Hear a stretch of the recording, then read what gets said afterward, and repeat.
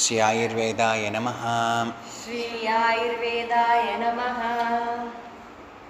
ಶ್ರೀ ಮಹಾಲಕ್ಷ್ಮಿಯೈ ನಮಃ. ಶ್ರೀ ಮಹಾಲಕ್ಷ್ಮಿಯೇ ನಮಃ. ಇವತ್ತು ವರಮಹಾಲಕ್ಷ್ಮಿ ಅಲ್ವಾ? ಇವತ್ತಿನ ದಿನ ವರಮಹಾಲಕ್ಷ್ಮಿ ಅಂದರೆ ಯಾರು, ಮತ್ತು ಈ ವರಮಹಾಲಕ್ಷ್ಮಿಯ ಬಗ್ಗೆ ನಮ್ಮ ಆಯುರ್ವೇದ ಸಂಹಿತೆಗಳಲ್ಲಿ ಉಲ್ಲೇಖವಿದೆಯೇ ಎಂಬುದರ ಬಗ್ಗೆ ಇವತ್ತಿನ ದಿನ ಜ್ಞಾನ ಸಂಪಾದನೆ ಮಾಡುವಂಥದ್ದು. ಮೊದಲನೇದಾಗಿ ವರಮಹಾಲಕ್ಷ್ಮಿ ಯಾವಾಗ ಮಾಡಬೇಕು ಅಂತ ಪ್ರಶ್ನೆ ಹಾಕಂದರೆ, ಶ್ರಾವಣ ಮಾಸದ ಹುಣ್ಣಿಮೆಯ ಇಂದಿನ ಶುಕ್ರವಾರ ಮಾಡಬೇಕು ಅಂತ ಕಲ್ಪ ನಮಗೆ ತಿಳಿಸಿಕೊಡುವಂಥದ್ದು.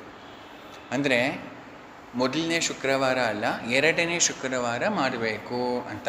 ಆ ನಿಟ್ಟಿನಲ್ಲಿ ಈಗ ಶ್ರಾವಣ ಮಾಸದ ಎರಡನೇ ಶುಕ್ರವಾರ ಇವತ್ತಾಗಿರೋದಕ್ಕೋಸ್ಕರ ಇವತ್ತು ಶಾಸ್ತ್ರ ವರಮಹಾಲಕ್ಷ್ಮಿ ವ್ರತ ಆಚರಣೆ ಮಾಡಬೇಕು ಅಂತ ಹೇಳಿರುವಂಥದ್ದು. ಅದೇ ರೀತಿ ಪ್ರಪಂಚ ಎಲ್ಲನೂ ಮಾಡ್ತಾ ಇರುವಂಥದ್ದು. ಈಗ ನಮಗೆ ಲಕ್ಷ್ಮಿ ಗೊತ್ತು, ಇದ್ಯಾರು ವರಮಹಾಲಕ್ಷ್ಮಿ ಅಂತ ಪ್ರಶ್ನೆ ಹಾಕಂದರೆ, ಆವಾಗ ಋಗ್ವೇದದಲ್ಲಿ ಶ್ರೀ ಸೂಕ್ತ ಅಂತಿದೆ. ಶ್ರೀ ಸೂಕ್ತದಲ್ಲಿ ಒಂದು ಮಂತ್ರ, ಸಿದ್ಧಲಕ್ಷ್ಮೀರ್ ಮೋಕ್ಷಲಕ್ಷ್ಮೀರ್ ಜಯಲಕ್ಷ್ಮಿ ಸರಸ್ವತಿ ಶ್ರೀಲಕ್ಷ್ಮೀರ್ ವರಲಕ್ಷ್ಮೀಶ್ಚ ಪ್ರಸನ್ನ ಮಮ ಸರ್ವದಾ ಅಂತ ಹೇಳೋ ರೀತಿ 6 ಲಕ್ಷ್ಮಿಗಳು ಹೇಳಿದ್ದಾರೆ.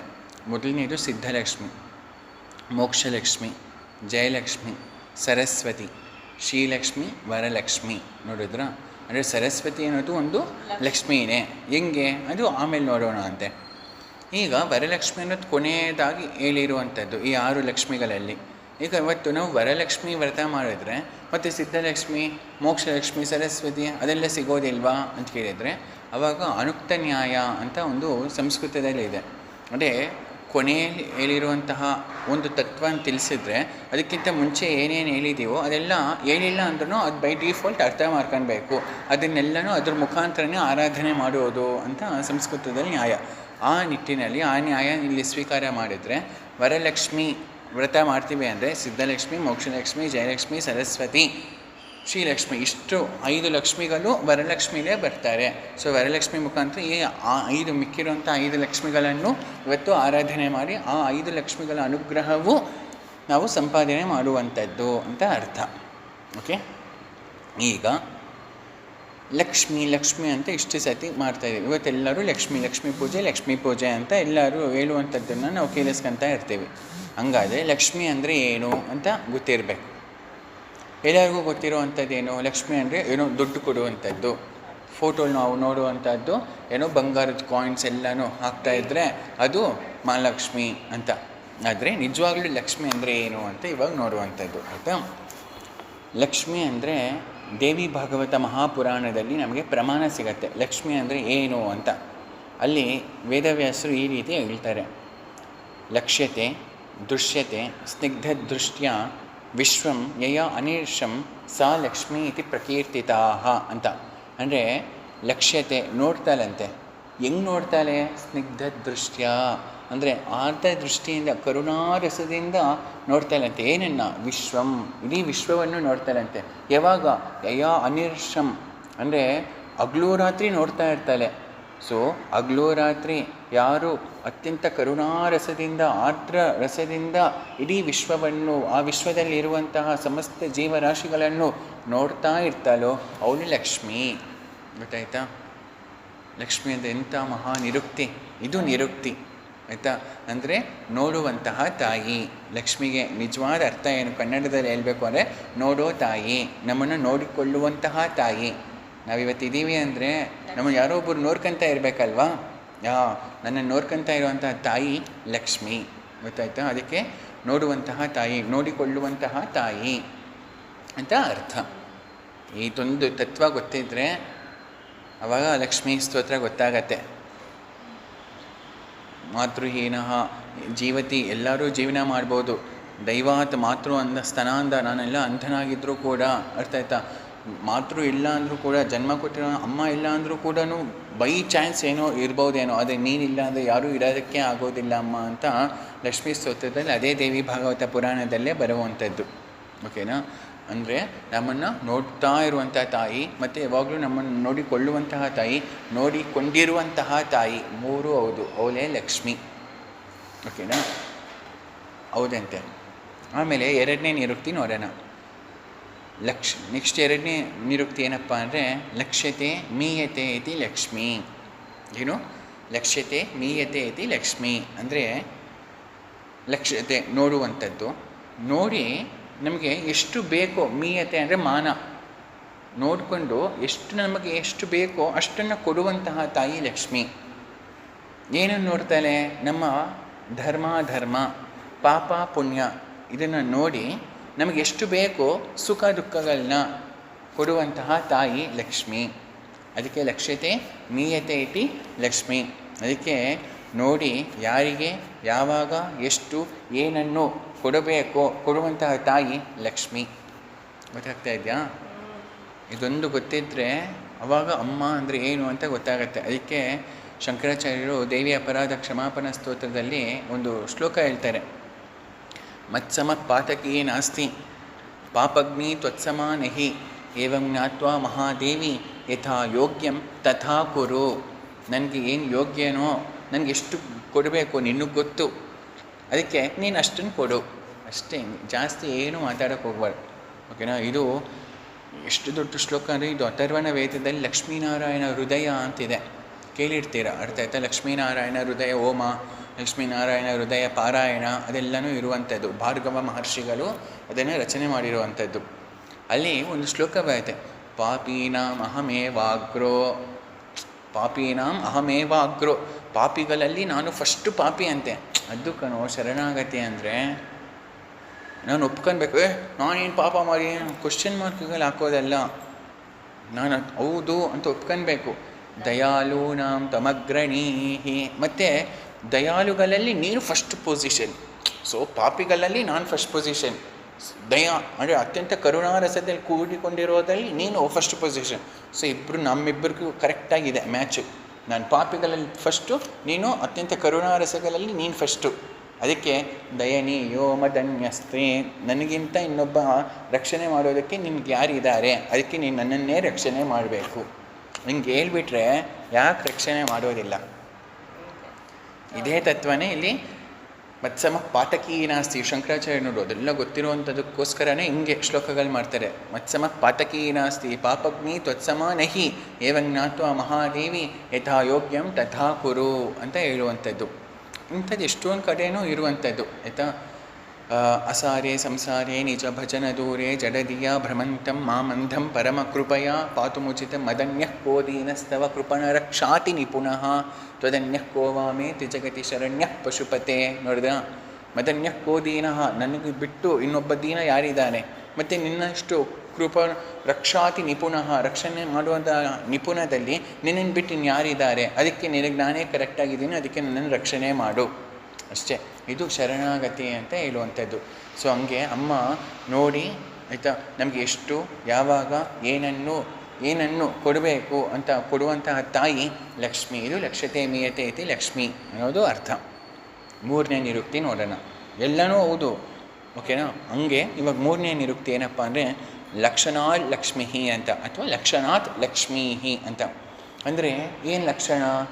ನಾವು ನೋಡ್ತೀವಿ ಆಯುರ್ವೇದ ಪದಾರ್ಥ ವಿಜ್ಞಾನದಲ್ಲಿ ಲಕ್ಷಣ ಅಂದರೆ ಏನು ಅಂತ ನಾವು ನೋಡಿದ್ದೀವಿ. ಲಕ್ಷಣ ಅಂದರೆ ಡೆಫಿನೇಷನ್ ಅಂತ ಇಂಗ್ಲೀಷಲ್ಲಿ ಟ್ರಾನ್ಸ್ಲೇಟ್ ಮಾಡ್ತೀವಿ. ಬಟ್ ಲಕ್ಷಣ ಅಂದರೆ ಏನಪ್ಪ? ದ್ರವ್ಯ ಲಕ್ಷಣಂ, ಗುಣಲಕ್ಷಣಂ, ಹಂಗೆಲ್ಲನೂ ನೋಡ್ತೀವಿ. ಅಂದರೆ ಒಂದು ಶಕ್ತಿ ಒಂದು ವಸ್ತುವಿನಲ್ಲಿ ಏನಿದೆಯೋ, ಒಂದು ದ್ರವ್ಯದಲ್ಲಿ ಒಂದು ಶಕ್ತಿ ಏನಿದೆಯೋ ಅದನ್ನು ಲಕ್ಷಣ, ಆ ಗುಣದಿಂದ ಇದನ್ನು ಈ ದ್ರವ್ಯ ಅಂತ ಕರಿತೀವಿ. ಹೌದಾ ಅಲ್ವಾ? ಅದಕ್ಕೆ ಇಲ್ಲಿ ಲಕ್ಷಣ ಲಕ್ಷ್ಮೀ ಅಂದರೆ ಏನಪ್ಪ ಅಂದರೆ, ಕಣ್ಣು ಅನ್ನೋದು ಒಂದು ದ್ರವ್ಯ, ಕಣ್ಣಿನಲ್ಲಿ ನೋಡುವಂತಹ ಒಂದು ಲಕ್ಷಣ ಇದೆ, ಕರೆಕ್ಟಾ? ಇವಾಗ ಕಣ್ಣಲ್ಲಿ ನೋಡುವಂತಹ ಲಕ್ಷಣ, ಈ ಲಕ್ಷಣ ಲಕ್ಷ್ಮೀ, ಈ ಲಕ್ಷಣನೇ ಲಕ್ಷ್ಮಿ. ಅಂದರೆ ಕಣ್ಣಲ್ಲಿ ನೋಡುವಂತಹ ಶಕ್ತಿ ಇದೆಯಲ್ವಾ, ಆ ನೋಡುವಂತಹ ಶಕ್ತಿ ಲಕ್ಷ್ಮಿ. ಶಕ್ತಿ ಲಕ್ಷ್ಮಿನೇ. ಅಷ್ಟೇ, ಒಂದು ದ್ರವ್ಯದಲ್ಲಿ ಇರುವಂತಹ ಶಕ್ತಿನೇ ಲಕ್ಷ್ಮಿ. ಇದಕ್ಕೆ ನಿರುಕ್ತಿಯನ್ನು ಲಕ್ಷಣ ಲಕ್ಷ್ಮೀ ಅನ್ನೋ ನಿರುಕ್ತಿ ವಾಕ್ಯನೇ ಇದಕ್ಕೆ ಅರ್ಥ. ಕಿವಿಗೆ ಕೇಳಿಸ್ಕೊಳ್ಳುವಂತಹ ಲಕ್ಷಣ ಇದೆ, ಕಿವಿಗೆ ಕೇಳಿಸ್ಕೊಳ್ಳುವಂತಹ ಲಕ್ಷಣ ಇದೆ, ಅಂದರೆ ಕೇಳಿಸ್ಕೊಳ್ಳುವಂತಹ ಶಕ್ತಿ ಇದೆ, ಅದಕ್ಕೆ ಕೇಳಿಸ್ಕೊಳ್ಳುವಂತಹ ಲಕ್ಷಣ ಅಥವಾ ಕೇಳಿಸ್ಕೊಳ್ಳುವ ಶಕ್ತಿ ಲಕ್ಷ್ಮಿ. ಇವಾಗ ಹೇಳಿ ಆಯುರ್ವೇದದಲ್ಲಿ ಲಕ್ಷ್ಮಿ ಇದಲ್ಲ ಇಲ್ವಾ? ಇಂದ್ರಿಯಗಳು ಯಾರಿಗೆ ಸಂಬಂಧಪಟ್ಟಿದ್ದು? ನಮ್ಮ ಆಯುರ್ವೇದಕ್ಕಲ್ವ ಸಂಬಂಧಪಟ್ಟಿರುವಂಥದ್ದು. ಇವಾಗ ನೋಡಿ, ನಮ್ಮ ಇಂದ್ರಿಯಗಳಲ್ಲಿ ಇರುವಂತಹ ಶಕ್ತಿನೇ ಲಕ್ಷ್ಮಿ. ಅದಕ್ಕೆ ಇದು ಗೊತ್ತಾಗಬೇಕು ಅಂದರೆ ಮತ್ತೆ ಶಂಕರಾಚಾರ್ಯ ಕನಕಧಾರ ಸ್ತೋತ್ರ ಅಂತಿದೆ, ಅದು ಅಮ್ಮ ಮಹಾಲಕ್ಷ್ಮಿಗೆ ಸಂಬಂಧಪಟ್ಟಿರುವಂತಹ ಶ್ಲೋಕ. ಅಲ್ಲಿ ಒಂದು ಕಡೆ ಹೇಳ್ತಾರೆ, ಸಂಪತ್ಕರಾಣಿ ಸಕಲೇಂದ್ರಿಯ ನಂದನಾನಿ ಸಾಮ್ರಾಜ್ಯದಾನ ವಿಭವಾನಿ ಸರೋರುಹಾಕ್ಷಿ ತ್ವತ್ಪಾದ ಪದ್ಮ ಅಂತ ನಡೀತಾ ಹೋಗುತ್ತೆ. ಅಂದರೆ ಇಲ್ಲಿ ಶ್ಲೋಕ ನಾವು ಅಬ್ಸರ್ವ್ ಮಾಡಿದ್ರೆ ಸಂಪತ್ಕರಾಣಿ ಸಕಲೇಂದ್ರಿಯ ನಂದನಾನಿ ಅಲ್ಲಿದೆ ತತ್ವ. ಇಂದ್ರಿಯಗಳಲ್ಲಿ ನಂದನ ಆನಂದ ಆರೋಗ್ಯವನ್ನು ಆ ಇಂದ್ರಿಯಗಳನ್ನು ನಡೆಸುವಂತಹ ಶಕ್ತಿ ಸ್ವರೂಪಲೇ ನಿನಗೆ ನಮಸ್ಕಾರ ಅಂತ ಹೇಳ್ತಾರೆ. ಅದು ಹೇಳ್ಬೇಕು ಅಂದರೆ ಇಂದ್ರಿಯ ನಂದನಾನಿ ಅಂತ ಲಕ್ಷಣ ಲಕ್ಷ್ಮೀ ಅನ್ನೋ ಈ ನಿರುಕ್ತಿ ಗೊತ್ತಿದ್ರೆ ಮಾತ್ರ ಅಲ್ಲಿ ಹೇಳೋದಕ್ಕಾಗತ್ತೆ. ಓಕೆನಾ? ಅದಕ್ಕೋಸ್ಕರ ನಮ್ಮಲ್ಲಿರುವಂಥ ಲಕ್ಷ್ಮಿ, ಅದಕ್ಕೆ ನಮ್ಮ ಆಯುರ್ವೇದದಲ್ಲಿ ಇಷ್ಟೊಂದು ಕಡೆ ಅಲಕ್ಷ್ಮಿ ಘನಃ, ಅಲಕ್ಷ್ಮಿ ನಿರಸನಾರ್ಥಂ ಅಂತ ಎಲ್ಲನೂ ಕಾಣಿಸುತ್ತೆ. ಎಲ್ಲೆಲ್ಲಿ ಕಾಣಿಸುತ್ತೆ? ಇವಾಗ ಅದನ್ನೇ ನಾವು ಮಾಡುವಂಥದ್ದು ಆಯುರ್ಲಕ್ಷ್ಮಿ. ಇವತ್ತು ನಾವು ಮಾಡ್ತಾ ಇರುವಂತಹ ಶೀರ್ಷಿಕೆ ಏನು? ಆಯುರ್ಲಕ್ಷ್ಮಿ ಅಂತ. ಅಂದರೆ ಆಯುರ್ವೇದದಲ್ಲಿ ಮಹಾಲಕ್ಷ್ಮಿಯ ವೈಭವವು. ಆಯುರ್ವೇದದಲ್ಲಿ ಇತಿ ಆಯುರ್ವೇದ ಸಂಹಿತಾಂತರ್ಗತಗಳಲ್ಲಿ ಮಹಾಲಕ್ಷ್ಮಿಯ ವೈಭವವು, ಇದನ್ನು ನಾವು ನೋಡ್ತಾ ಇರುವಂಥದ್ದು. ಆದರೆ ಅದು ನೋಡೋಕ್ಕಿಂತ ಮುಂಚೆ ಇದೆಲ್ಲ ಬೇಸಿಕ್ಸ್ ಆದರೂ ಗೊತ್ತಿರಬೇಕು ಅಲ್ವಾ? ಅದಕ್ಕೋಸ್ಕರ ಈ 3 ನಿರುಕ್ತಿಗಳು. ಅಂದರೆ ನಮ್ಮ ಇಂದ್ರಿಯಗಳಲ್ಲಿ ಇರುವಂತಹ ಶಕ್ತಿ ಲಕ್ಷ್ಮಿ, ಹೌದಾ ಅಲ್ವಾ? ಈಗ ಆಯುರ್ಲಕ್ಷ್ಮಿಗೆ ಪ್ರವೇಶ ಮಾಡೋಣ. ಅಂದರೆ ಲಕ್ಷ್ಮೀನ ಎಲ್ಲೆಲ್ಲಿ ದೈವ ವ್ಯಪಾಶಯ ಚಿಕಿತ್ಸವಾಗಿ ಹೇಳಿದ್ದಾರೆ, ಎಲ್ಲೆಲ್ಲಿ ಲಕ್ಷ್ಮೀ ತತ್ವ ಆಯುರ್ವೇದ ಸಂಹಿತೆಗಳಲ್ಲಿ ಆಯುರ್ವೇದ ಆಚಾರ್ಯರು ಹೇಳಿದ್ದಾರೆ ಅನ್ನೋದ್ರ ಬಗ್ಗೆ ನಾವು ನೋಡುವಂಥದ್ದು. ಆ ರೀತಿ ನೋಡುವಾಗ ವಿಶೇಷವಾಗಿ ಮೊದಲನೇದಾಗಿ ಫಸ್ಟ್ ಪ್ರಾರಂಭ ಮಾಡೋದು ಅಷ್ಟಾಂಗ ಸಂಗ್ರಹದಿಂದ ಪ್ರಾರಂಭ ಮಾಡೋಣ. ಓಕೆನಾ? ವಾಗ್ಭಟಾಚಾರ್ಯರು ಸದಾಚಾರ ಪ್ರಕರಣದಲ್ಲಿ ಲಕ್ಷ್ಮೀ ಬಗ್ಗೆ ಮಾತಾಡ್ತಾರೆ. ಒಂದು ಯಾವಾಗಲೂ ಜ್ಞಾಪಕ ಇಟ್ಕೊಂಡಿರಬೇಕು, ಏನು? ಎಲ್ಲೆಲ್ಲಿ ಶುಚಿ ಇರುತ್ತೋ ಅಲ್ಲಲ್ಲಿ ಲಕ್ಷ್ಮಿ ಇರ್ತಾಳೆ, ಎಲ್ಲೆಲ್ಲಿ ಶುಚಿ ಇರುತ್ತೋ ಅಲ್ಲಲ್ಲಿ ಲಕ್ಷ್ಮಿ ಇರ್ತಾಳೆ. ಇದು ಎಲ್ಲ ವೇದ ಪುರಾಣ ಇತಿಹಾಸ ಮಂತ್ರ ಸಾಹಿತ್ಯ ಎಲ್ಲ ತೆಗೆದು ನೋಡಿದ್ರೆ ಅಲ್ಲೆಲ್ಲ ನಮಗೆ ಕಾಣಿಸುವಂಥದ್ದು ಏನಪ್ಪ ಅಂದರೆ ಎತ್ರ ಎತ್ರ ಶುಚಿ ತತ್ರ ತತ್ರ ಲಕ್ಷ್ಮೀ, ಎಲ್ಲೆಲ್ಲಿ ಶೌಚ ಇರುತ್ತೋ ಅಲ್ಲಲ್ಲಿ ಲಕ್ಷ್ಮಿ ಇರ್ತಾಳೆ ಅಂತ ಹೇಳುವಂಥದ್ದು. ಅದಕ್ಕೆ ಆಯುರ್ವೇದದಲ್ಲೂ ಫಸ್ಟು ಲಕ್ಷ್ಮಿ ಬಗ್ಗೆ ಎಲ್ಲಿ ಮಾತಾಡ್ತಾರೆ ಅಂದರೆ ಶೌಚ ಪ್ರಕರಣದಲ್ಲಿ ಹೇಳ್ತಾರೆ. ಓಕೆನಾ? ಆ ರೀತಿ ಮಾತಾಡುವಾಗ ನೋಡಿ, ಮೊದಲನೇದು ಸದಾಚಾರ್ಯದಲ್ಲಿ ವಾಗ್ಭಟ ಸೂತಸ್ಥಾನ 3ನೇ ಅಧ್ಯಾಯ. ಯಾವುದು 3ನೇ ಅಧ್ಯಾಯ? ದಿನಚರ್ಯ ಅಧ್ಯಾಯ. ಯಾಕಂದರೆ ಇದು ಅಷ್ಟಾಂಗ ಸಂಗ್ರಹ. ಅಲ್ಲಿ ಗಂಧಮಾಲ್ಯಾದಿಕಂ ವೃಷ್ಯಂ ಅಲಕ್ಷ್ಮೀಘ್ನಂ ಪ್ರಸಾಧನಂ ಅಂತ ಹೇಳ್ತಾರೆ. ಅಂದರೆ ಗಂಧಮಾಲ್ಯಾದಿಗಳು, ನಾವು ಗಂಧ ಹಚ್ಕೊಳ್ಳೋವಂಥದ್ದಾಗಲಿ ಮಾಲ್ಯ ಸೆಂಟ್ ಓಡ್ಕೊಳ್ಳೋದಾಗಲಿ, ಅಂದರೆ ಇದೆಲ್ಲ ಏನು? ನಮ್ಮ ಶರೀರನ ಶುಚಿಯಾಗಿ ಇಟ್ಕೊಳ್ಳುವಂತಹ ಒಂದು ವೃತ್ತಿಗಳು, ಚರ್ಯಗಳು ಅಲ್ವಾ? ಅದಕ್ಕೆ ನಾವು ಶರೀರವನ್ನು ಶುಚಿಯಾಗಿ ಇಟ್ಕೊಂಡಿರ್ತೀವಿ. ಅದಕ್ಕೆ ಈ ಶುಚಿಯಿಂದ ಏನಾಗುತ್ತೆ ಅಂದರೆ ಅಲಕ್ಷ್ಮಿ ನಾಶ ಆಗ್ತಲೆ, ಲಕ್ಷ್ಮಿ ಅನ್ನೋದು ವೃದ್ಧಿ ಆಗತ್ತೆ. ನೋಡಿದ್ರಾ? ಅಲ್ಲಿ ಪದ ಅಲಕ್ಷ್ಮೀಘ್ನಂ ಪ್ರಸಾಧನಂ ಅಂತ ಮೊದಲನೇ ಫಸ್ಟು ಲಕ್ಷ್ಮೀ ತತ್ವ ವಾಗ್ಭಟ ಅಲ್ಲಿ ಹೇಳಿರುವಂಥದ್ದು. ಎರಡನೇದು ಗೋಕ್ಷೀರ ಪ್ರಕರಣದಲ್ಲಿ, ಅಂದರೆ ನಮ್ಮ ಭೂಮಿಯಲ್ಲಿ ಯಾವುದಪ್ಪ ಅಮೃತ ಅಂದರೆ ನಮ್ಮ ದೇಸಿ ಗೋಮಾತೆಯ ಕ್ಷೀರವೇ ಅಮೃತ. ಅದಕ್ಕೆ ಆ ಕ್ಷೀರದಲ್ಲಿ ಅಮ್ಮ ಮಹಾಲಕ್ಷ್ಮಿ ಇರ್ತಾರಂತೆ. ಅದಕ್ಕೆ ಅಲ್ಲಿ ಹೇಳ್ತಾರೆ, ಗವ್ಯಂ ತು ಜೀವನೀಯಂ ರಸಾಯನಂ ಕ್ಷತಕ್ಷೀಣ ಹಿತಂ ಮೇಧ್ಯಂ ಬಲ್ಯಂ ಸ್ತನ್ಯಕರಂ ಸರಂ ಶ್ರಮಭ್ರಮ ದಾಹ ಅಲಕ್ಷ್ಮೀ ಶ್ವಾಸಕಾಸಾತಿ ತೃಕ್ಷಯ. ನೋಡಿದ್ರ? ಆ ಗೋಕ್ಷೀರ ಮತ್ತು ಅಲಕ್ಷ್ಮಿ ನಾಶ ಮಾಡುತ್ತೆ. ಅಲಕ್ಷ್ಮಿ ನಾಶ ಮಾಡುತ್ತೆ ಅಂದರೆ ಲಕ್ಷ್ಮಿ ಇದ್ರೇ ಅಲಕ್ಷ್ಮಿ ನಾಶ ಮಾಡೋದಕ್ಕಾಗತ್ತೆ. ಅದಕ್ಕೆ ಗೋಕ್ಷೀರ ಅನ್ನೋದು ಲಕ್ಷ್ಮಿ. ಗಂಧಮಾಲ್ಯಾದಿ ಲೇಪನಗಳು ಲಕ್ಷ್ಮಿ. ಗೊತ್ತಾಗ್ತಾ ಇದೆ? ಲಕ್ಷ್ಮಿ ಅಂದರೆ ಏನೋ ಒಂದು ದೇವತೆ ಅಲ್ಲ. ನಮ್ಮ ಆಚಾರಗಳಲ್ಲಿ ಲಕ್ಷ್ಮಿ ಇದ್ದಾಳೆ, ಒಂದೊಂದು ದ್ರವ್ಯಗಳಲ್ಲಿ ಲಕ್ಷ್ಮಿ ಇದ್ದಾಳೆ. ಯಾವುದೇ ದ್ರವ್ಯಗಳಲ್ಲಿ ಇದ್ದಾಳೆ? ಗೋಕ್ಷೀರದಲ್ಲಿ ಇದ್ದಾಳೆ. ನೆಕ್ಸ್ಟು ಗಂಧಮಾಲ್ಯಾದಿಗಳಲ್ಲಿ ಇದ್ದಾಳೆ. ಗಂಧಮಾಲ್ಯಾದಿಗಳು ನಾವು ಮಾಡಿಕೊಳ್ಳೋದ್ರಲ್ಲಿ ಲಕ್ಷ್ಮಿ ಇದ್ದಾಳೆ. ನೆಕ್ಸ್ಟು ಗೋಘೃತದಲ್ಲಿ ಇದ್ದಾಳೆ. ತುಪ್ಪ ಲಕ್ಷ್ಮಿ. ಅದಕ್ಕೆ ನಾವು ಈ ದ್ರವ್ಯಗಳನ್ನೆಲ್ಲ ನೋಡಿದ್ರೆ ಲಕ್ಷ್ಮಿ ಜ್ಞಾಪಕ ಬರಬೇಕು. ಘೃತ ನೋಡಿದ ತಕ್ಷಣ ಅಮ್ಮ ಮಹಾಲಕ್ಷ್ಮಿ ನಮಸ್ಕಾರ ಅಂತ ಮಾಡಬೇಕು. ಅದಕ್ಕೆ ನಮಗೆ ಅಗ್ನಿ ಗೊತ್ತು, ಯಜ್ಞ ಹೋಮಗಳು ಎಲ್ಲ. ಅಲ್ಲಿ ಅಗ್ನಿದೇವ ಯಾರು? ಸಾಕ್ಷಾತ್ ಶ್ರೀ ಮಹಾವಿಷ್ಣು. ಹೆಂಗೆ ಹೇಳ್ತೀಯಾ? ಕರ್ಮರೂಪಿ ಸ್ವಯಂ ಬ್ರಹ್ಮ ಫಲರೂಪಿ ಮಹೇಶ್ವರ ಯಜ್ಞರೂಪಿ ವಿಷ್ಣುರಹಂ ತ್ವಮೇಷಾಂ ಸಾರರೂಪಿಣಿ. ಅಷ್ಟೇ ಹೇಳ್ತೀರ? ಯಜ್ಞೇಶ ಅಚ್ಯುತ ಗೋವಿಂದ ಮಾಧವ ಅನಂತ ಕೇಶವ ಕೃಷ್ಣ ವಿಷ್ಣು ಋಷಿಕೇಶ ವಾಸುದೇವ ನಮೋಸ್ತುತೆ ಅಂತ ಹೇಳ್ತೀವಿ. ಅಂದರೆ ಆ ಅಗ್ನಿ ಸಾಕ್ಷಾತ್ತು ಶ್ರೀ ಮಹಾವಿಷ್ಣು. ಇವಾಗ ಆ ವಿಷ್ಣುನ ಬಿಟ್ಟು ಇರೋದೇ ಇಲ್ಲ. ಯಾರು? ಅಮ್ಮ ಮಹಾಲಕ್ಷ್ಮಿ. ಲಕ್ಷ್ಮಿ ಬಿಟ್ಟು ಇರೋದೇ ಇಲ್ಲ. ಇವನೇನು ಬಿಟ್ಟಿರ್ತಾನ? ಇವನು ಇರೋದೇ ಇಲ್ಲ. ಅರ್ಥ ಆಯ್ತಾ? ಇವರಿಬ್ಬರು ಅನಪಾಯಿನಿ ಅಂತ ಹೇಳುವಂಥದ್ದು. ಅದಕ್ಕೆ ಅಗ್ನಿ ಯಾವಾಗ ಇರ್ತಾನೆ ಹೇಳು? ತುಪ್ಪ ಬೀಳ್ತಾ ಇದ್ದರೆ ಇರ್ತಾನೆ. ಆ ತುಪ್ಪ ಇರೋದೇನಕ್ಕೆ ಹೇಳು? ಅಗ್ನಿಗೆ ಹೋಗೋದಕ್ಕೆ ಇರುವಂಥದ್ದು. ಇದು ಲಕ್ಷ್ಮೀನಾರಾಯಣ ತತ್ವ, ಇದು ಹೋಮ ತತ್ವ. ಅದಕ್ಕೆ ಯಜ್ಞಪುರುಷ ಯಜ್ಞೇಶ, ಅವನು ನಾರಾಯಣ. ಗೊತ್ತಾಯ್ತು? ಅದಕ್ಕೆ ಒಂದು ಹೋಮ ಮಾಡುವಾಗ ಅಗ್ನಿ ಪ್ರಜ್ವಲಿಸ್ತಾ ಇದ್ದರೆ ನಾರಾಯಣ ಗೊತ್ತಾಗಬೇಕು. ಅದರಲ್ಲಿ ಆಹುತಿ ಆಗ್ತಾ ಇರುವಂಥ ತುಪ್ಪ ನೋಡಿದ ತಕ್ಷಣ ಲಕ್ಷ್ಮಿ. ಅವರಿಬ್ಬರು ಸಂಯೋಗ ಆಗಿ ಭಕ್ ಅಂತ ವಿಜೃಂಭಣೆ ಆಗೋದು ಲಕ್ಷ್ಮೀನಾರಾಯಣ ತತ್ವ. ಇದೇ ಲಕ್ಷ್ಮೀನಾರಾಯಣ ಹೋಮ. ಗೊತ್ತಾಯ್ತಾ? ಇದು ಘೃತ ಅಂದರೆ ಲಕ್ಷ್ಮೀ ತತ್ವ. ಇದೆಲ್ಲ ಯಾರು ಹೇಳ್ತಾ ಇರೋದು? ಆಯುರ್ವೇದ ಆಚಾರ್ಯರು ಹೇಳ್ತಾ ಇರುವಂಥದ್ದು. ಇದು ಆಯುರ್ಲಕ್ಷ್ಮಿ. ಓಕೆನಾ? ಆ ರೀತಿ ಹೇಳ್ತಾ ಗೋಘೃತದಲ್ಲಿ ಸಾಕ್ಷಾತ್ತು ಮಹಾಲಕ್ಷ್ಮಿ ಇರುವಂಥದ್ದು. ಮತ್ತು ಅದು ಅಲಕ್ಷ್ಮಿನ ನಿರಸನ ಮಾಡುತ್ತೆ. ವಾತಪಿತ್ತ ವಿಷೋನ್ಮಾದ ಶೋಷ ಅಲಕ್ಷ್ಮಿ ಜ್ವರಾಪಹಂ. ನೋಡಿದ್ರ? ಇದು ಪ್ರಮಾಣ. ನೆಕ್ಸ್ಟು ಇನ್ನೊಂದು ನೋಡಿ, ಅದೇ ನಾವು ನೋಡ್ತಾ ಇದ್ದೀವಿ, ಒಂದೊಂದು ಚರ್ಯಗಳಲ್ಲಿ ನೋಡ್ತಾ ಇದ್ದೀವಿ, ಇನ್ನೊಂದು ಆಹಾರಗಳಲ್ಲಿ ನೋಡ್ತಾ ಇದ್ದೀವಿ ಲಕ್ಷ್ಮೀ ತತ್ವವನ್ನು. ಒಂದು ಗಂಧಮಾಲ್ಯಾದಿಗಳು ಮಾಡುವಂಥ ಚರ್ಯ ಲಕ್ಷ್ಮೀ ತತ್ವ. ಇನ್ನೊಂದು ಹೊಟ್ಟೆ ತುಂಬ ಊಟ ಮಾಡಬೇಕು, ಅದು ಲಕ್ಷ್ಮೀಕಾರಕ. ನಾನು ಇನ್ನೊಂದು ಸತಿ ತಿಳಿಸ್ತೀನಿ, ಅರ್ಥ ಆಯ್ತಾ? ಹೊಟ್ಟೆ ತುಂಬ ಊಟ ಮಾಡುವಂಥದ್ದು ಲಕ್ಷ್ಮೀಕಾರಕ. ಡಯೆಟ್ ಮಾಡಿ ಇಷ್ಟಿಷ್ಟೇ ಅಲ್ಪ ಮಾತ್ರ ಆಸನ ಮಾಡ್ತೀವಲ್ವ, ಅದು ಅಲಕ್ಷ್ಮೀಕಾರಕ. ನಾನೆಲ್ಲ ಹೇಳ್ತಾ ಇರುವಂಥದ್ದು ಸಾಕ್ಷಾತ್ ವಾಗ್ಭಟ ಅಷ್ಟಾಂಗ ಸಂಗ್ರಹದಲ್ಲಿ ಹೇಳ್ತಾನೆ. ಗೊತ್ತೇ ಇಲ್ಲ. ಅದಕ್ಕೆ ನೋಡಿ, ಬಲವರ್ಣ ಉಪಚಯ ಮನೋಬುದ್ಧೀಂದ್ರಿಯ ಉಪಘಾತಕರಂ ವಿಬಂಧಕೃತ್. ವಿಬಂಧ ಮಾಡತ್ತಂತೆ, ಇಷ್ಟಿಷ್ಟೇ ತಿಂದ್ರೆ ಆಯಿತಾ? ವಿಬಂಧಕೃತ್ ಅವೃಷ್ಯಂ ಅನಾಯುಷ್ಯಂ ಅನೌಜಸ್ಯಂ. ಹೆಂಗಿದೆ? ಅವೃಷ್ಯಂ ಅಮಾನಸ್ಯಂ ಅನೌಜಸ್ಯಂ ಅಸಾರವತ್ ಅಲಕ್ಷ್ಮೀ ಜನನಂ ಅಶೀತೇಶ್ಚ ವಾತವಿಕಾರಂ ಜನಯತಿ. 80 ಥರ ವಾತವಿಕಾರಗಳನ್ನೂ ಉತ್ಪತ್ತಿ ಮಾಡುತ್ತೆ, ಮತ್ತು ಅಲಕ್ಷ್ಮೀನೂ ಉತ್ಪತ್ತಿ ಮಾಡುತ್ತೆ. ಯಾವುದು? ಅಲ್ಪಮಾತ್ರಾಶನಂ. ತಸ್ಮಾತ್ ಜಾಗ್ರತಃ. ಅದಕ್ಕೆ ಇಷ್ಟಿಷ್ಟೇ ಊಟ ಮಾಡಬಾರ್ದು. ಯಾಕೆ? ಮತ್ತೆ ಒಳಗಡೆ ಇರುವಂಥ ಅಹಂ ವೈಶ್ವಾನರೋ ಭೂತ್ವ ಅಗ್ನಿ ಇದ್ದಾನೆ. ನೀನು ಲಕ್ಷ್ಮಿ ಇಷ್ಟಿಷ್ಟೇ ಕೊಟ್ಟರೆ ಅವನು ಸುಮ್ಮನೆ ಇರ್ತಾನ? ನನ್ನ ಲಕ್ಷ್ಮಿ ನನಗೆ ಕೊಡೋದಿಲ್ವಾ? ಮಗನೇ ತಗೋ, ನಿನಗೆ ಅಲಕ್ಷ್ಮಿ ಕೊಡ್ತಾನೆ. ಗೊತ್ತಾಯ್ತಾ ಕಾನ್ಸೆಪ್ಟು? ಎಷ್ಟು ಒಂದೊಂದು ಪ್ರಕರಣ ಆದಮೇಲೆ, ಗೋಘೃತ ಪ್ರಕರಣ ಆದಮೇಲೆ ಯಾಕೆ ಅಲ್ಪ ಪ್ರಮಾಣ ಆಸನ ಹೇಳಿರುವಂಥದ್ದು ಅಂದರೆ ಇದೆಲ್ಲ ಸೀಕ್ರೆಟ್ಸು. ಓಕೆ, ಇಷ್ಟಾದಮೇಲೆ ನೆಕ್ಸ್ಟು ಮಣಿರತ್ನ ಧಾರಣ ಸಾಕ್ಷಾತ್ತು ಲಕ್ಷ್ಮೀಕಾರಕ. ಯಾವುದಾದ್ರೂ ಸ್ಫಟಿಕ ಮಣಿ ಹಾಕಬೇಕು, ಇಲ್ಲ ರುದ್ರಾಕ್ಷಿ ಮಣಿ ಹಾಕಬೇಕು, ಇಲ್ಲ ತುಳಸಿ ಮಣಿ ಹಾಕಬೇಕು. ಒಟ್ಟು ಯಾವುದೋ ಒಂದು ಮಣಿ ಧಾರಣೆ ಮಾಡುವಂಥದ್ದು ಅದು ಲಕ್ಷ್ಮೀಕಾರಕ. ಏನು ಹಾಕಲಿಲ್ಲ ಅಂದರೆ ಅದು ಅಲಕ್ಷ್ಮೀಕಾರಕ. ಅದಕ್ಕೆ ನಿತ್ಯಂ ದಿನಚರ್ಯದಲ್ಲಿ ಹೇಳ್ತಾರೆ ಇಲ್ಲ, ಇದೆಲ್ಲ ದಿನಚರ್ಯದಲ್ಲಿ ಹೇಳಿರುವಂಥದ್ದು.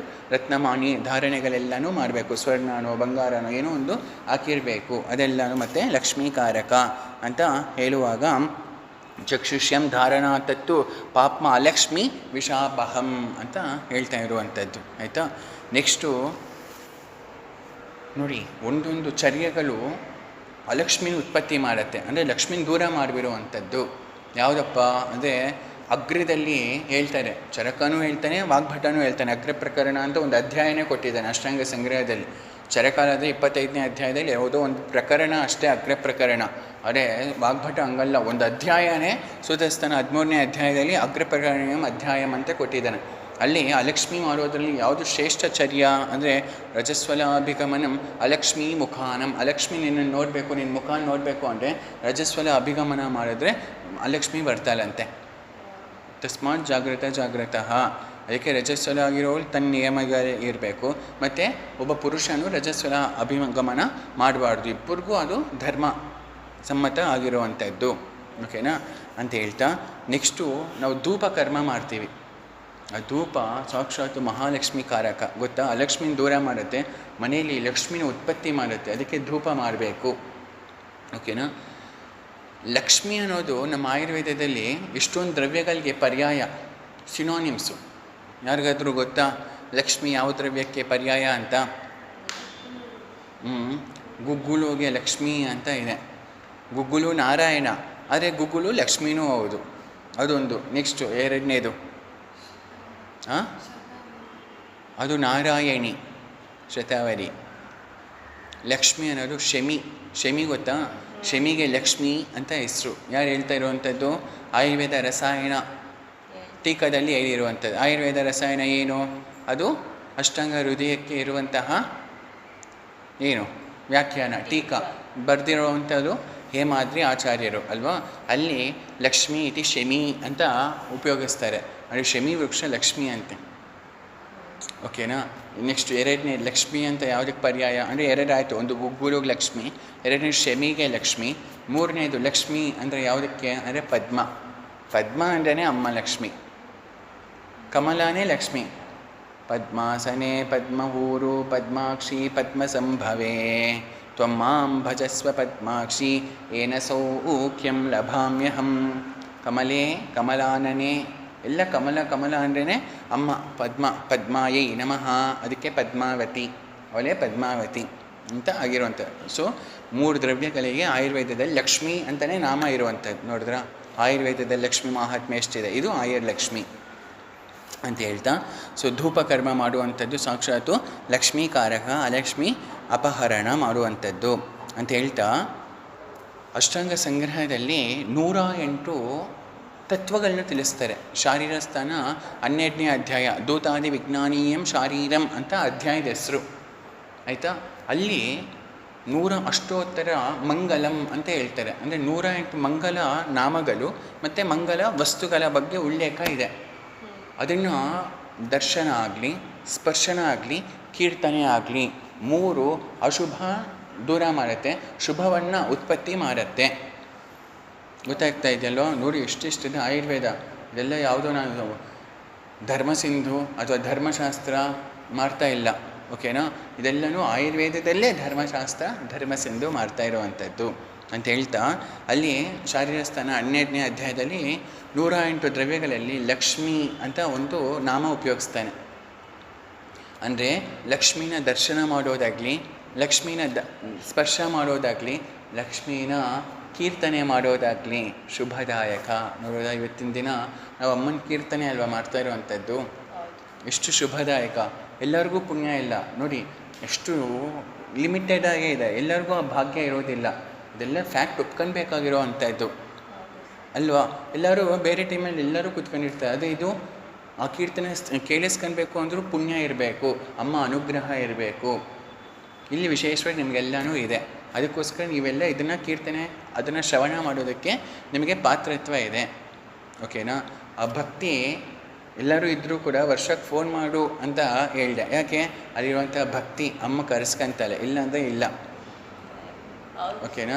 ಸೊ ಅದಕ್ಕೋಸ್ಕರ ಮತ್ತು ಅಷ್ಟಾಂಗ ಸಂಗ್ರಹದಲ್ಲಿ ವಾಗ್ಭಟ ಆಚಾರ್ಯರು ಲಕ್ಷ್ಮೀನ ಕೀರ್ತನೆ ಮಾಡೋದಾಗಲಿ, ಲಕ್ಷ್ಮೀನ ದರ್ಶನ ಮಾಡೋದಾಗಲಿ ಅದು ಅತ್ಯಂತ ಶುಭದಾಯಕ. ಇದಕ್ಕಿಂತ ಏನು ಬೇಕು? ಆಯುರ್ವೇದ ಆಚಾರ್ಯರಿಗೆ ಎಷ್ಟು ಅಮ್ಮನ ಮೇಲೆ, ಲಕ್ಷ್ಮೀ ಮಾತಾ ಮೇಲೆ ಎಷ್ಟು ಭಕ್ತಿ ಇದೆ ಅನ್ನೋದು ಇದೆಲ್ಲ ಒಂದೊಂದು ಪ್ರೂವ್ ಮಾಡ್ತಾ ಇರುವಂಥದ್ದು. ಅದಕ್ಕೆ ಶ್ರೀ ಮಹಾಲಕ್ಷ್ಮೀ ನಮಃ ಅಂತ ಒಂದು ಸತಿ ನಮಸ್ಕಾರ ಮಾಡಬೇಕಾಗಿರುವಂಥದ್ದು ಅಂತ ಹೇಳ್ತಾ, ನೆಕ್ಸ್ಟು ಸುಕುಮಾರ ಯಮಕ. ಇದನ್ನು ನಾವು ಮಾಡಬೇಕು ಅಂತ ಸಂಕಲ್ಪನೂ ಮಾಡಿದ್ವಿ. ನೆಕ್ಸ್ಟ್ ಯೋಗ. ಓಕೆನಾ. ಸೊ ಸುಕುಮಾರ ಯಮಕ, ಯಾಕೆಂದರೆ ಈ ಯಮಕನೇ ಲಕ್ಷ್ಮಿ. ಈ ಯಮಕ ಮತ್ತು ಯಾವ ರೀತಿ ಶ್ರೀ ಗೋಪಾಲ ತೈಲ ಇಟ್ಕೊಂಡಿದ್ರೆ ಅಲಕ್ಷ್ಮಿ ದೂರ ಆಗುತ್ತೆ ಅಂತ ಹೇಳಿದ್ದು, ಹಂಗೆ ಈ ಸುಕುಮಾರ ಯಮಕ ಕೂಡ ಲಕ್ಷ್ಮೀಕಾರಕ. ಯಾಕೆಂದರೆ ಯಮಕ ಅಂದರೆ ಘೃತ ಇರುತ್ತೆ. ಘೃತ ಮಹಾಲಕ್ಷ್ಮಿ ನಾವು ನೋಡಲಿಲ್ವಾ. ಮತ್ತು ಇಲ್ಲಿ ತೈಲ ಉಪಯೋಗಿಸ್ತೀವಿ. ಯಾವ ತೈಲ? ಏರಂಡ ತೈಲ, ಅದು ಸಾಕ್ಷಾತ್ತು ಮಹಾಲಕ್ಷ್ಮಿ. ಓಕೆನಾ. ಸೊ ಈ ರೀತಿ 2 ಮಹಾಲಕ್ಷ್ಮಿ ತತ್ವ ಸೇರಿ ನಮ್ಮ ಮನೆಗಳಲ್ಲಿದ್ದರೆ ಅಥವಾ ನಮ್ಮ ಶರೀರದಲ್ಲಿ ರೋಗ ಅನ್ನೋದಿದ್ದರೆ ಅದನ್ನು ದೂರ ಮಾಡೋದ್ರಲ್ಲಿ ಶ್ರೇಷ್ಠ ಪರಮಮೌಷಧಂ ಅಂತ ಹೇಳ್ತಾರೆ. ಓಕೆನಾ. ಯಾವ ರೀತಿ ಮಾಡಬೇಕು ಅದನ್ನು ಈ ಸತಿ ತಿಳಿಸ್ಕೊಡ್ತೀನಂತೆ. ಇದು ಒಂದು ಸತಿ ಫಲಶ್ರುತಿ ನಾವು ಗಮನಿಸಿದರೆ ಅರ್ಥ ಆಯ್ತಾ. ಏನ ಹೇಳುತ್ತೆ ಅಂದರೆ ಸುಕುಮಾರಾಖ್ಯಂ ಸುಕುಮಾರೀಣಾಂ ಈಶ್ವರಾಣಾಂ ನಾರೀಣಾಂ. ಅದರಲ್ಲೂ ನೋಡಿ ವಿಶೇಷವಾಗಿ ನಾರೀಣಾಂ, ನಾರಿಗಳಲ್ಲಿ ವಿಶೇಷವಾಗಿ ಇರಬೇಕಂತೆ. ಇದ್ರ ಮೇಲೆ ಆಸಕ್ತಿ ಇರಬೇಕಂತೆ. ಅರ್ಥ ಆಯ್ತಾ. ನಾರೀಣಾಂ ಕ್ಷೀಣರೇತಸಾಂ ಅಪ್ರಜಾನಾಂ ಅಲ್ಪಾಗ್ನೀನಾಂ ವಿಷಮಾಗ್ನೀನಾಂಚ ಕಾಮತೋ ಅನ್ನಪಾನಿ. ಇದು ಅನ್ನಪಾನಗಳಲ್ಲಿ ನಾವು ಹಾಕೊಂಡು ಊಟ ಮಾಡಬೇಕಂತೆ. ಇದಕ್ಕಿರುವಂಥ ಪ್ರಾಶಸ್ತ್ಯ. ಪ್ರಯುಕ್ತಂ ಈ ರೀತಿ ಮಾಡಿದ್ರೆ ಅಲಕ್ಷ್ಮೀ ಘ್ನಂ, ಅಲಕ್ಷ್ಮಿ ಅನ್ನೋದು ನಾಶ ಆಗಿ ಲಕ್ಷ್ಮಿ ಕೊಡುತ್ತೆ. ಕಾಂತಿಕರಂ, ಮುಖದಲ್ಲಿ ಫುಲ್ಲು ಕಾಂತಿ ಬರುತ್ತಂತೆ. ಆಸೆ ಇರಬೇಕಲ್ವಾ.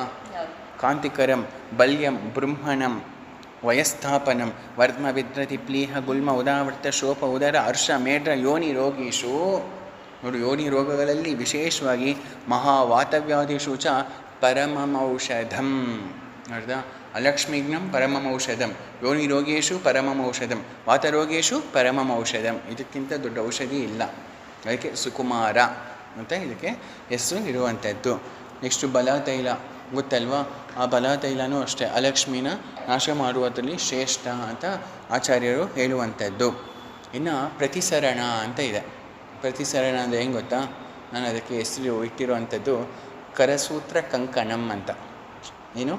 ಕರಸೂತ್ರ ಕಂಕಣಂ ಅಂದರೆ ಕರ ಅಂದರೆ ಕೈ, ಈ ಮಣಿಬಂಧದಲ್ಲಿ ಕಂಕಣ ಕಟ್ಕೊಂತೀವಲ್ವ, ಈ ದಾರಗಳೆಲ್ಲ ಕಟ್ಕೊಂತೀವಲ್ವ, ಈ ಕಟ್ಟುವಂತಹ ವಿಧಾನನ ಪ್ರತಿಸರಣ ಅಂತ ಕರಿತೀವಿ.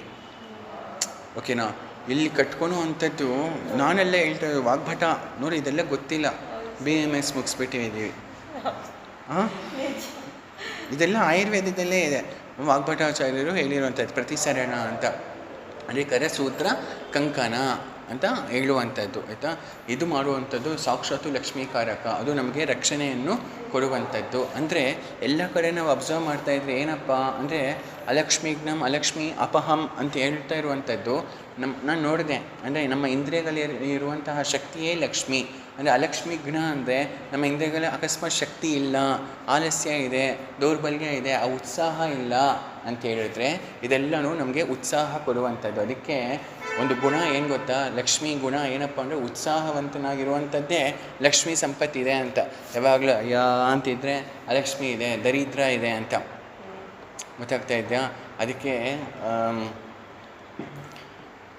ರಾಮಾಯಣದಲ್ಲಿ ಶ್ರೀರಾಮ ಹೇಳ್ತಾನೆ, ಸತ್ಯಮೇವೇಶ್ವರೋ ಲೋಕೆ ಸತ್ಯಂ ಪದ್ಮಾಶ್ರಿತ ಸದಾ ಸತ್ಯಮೂಲಾನಿ ಸರ್ವಾಣಿ ಸತ್ಯಾನಾಸ್ತಿ ಪರಂಪದಂ ಸತ್ಯಾನಾಸ್ತಿ ಪರಂಪದಂ ಅಂತ ಹೇಳ್ತಾನೆ. ಅಂದರೆ ಸತ್ಯಂ ಪದ್ಮಾಶ್ರಿತ ಸದಾ, ಪದ್ಮ ಅಂದರೆ ಲಕ್ಷ್ಮಿ ಯಾವಾಗಲೂ ಯಾವುದನ್ನು ಆಶ್ರಯಿಸಿರ್ತಾಳೆ ಅಂದರೆ ಸತ್ಯವನ್ನು ಆಶ್ರಯಿಸಿರ್ತಾಳೆ. ಅದಕ್ಕೆ ನಾವು ಸತ್ಯವನ್ನೇ ಮಾತಾಡಬೇಕು.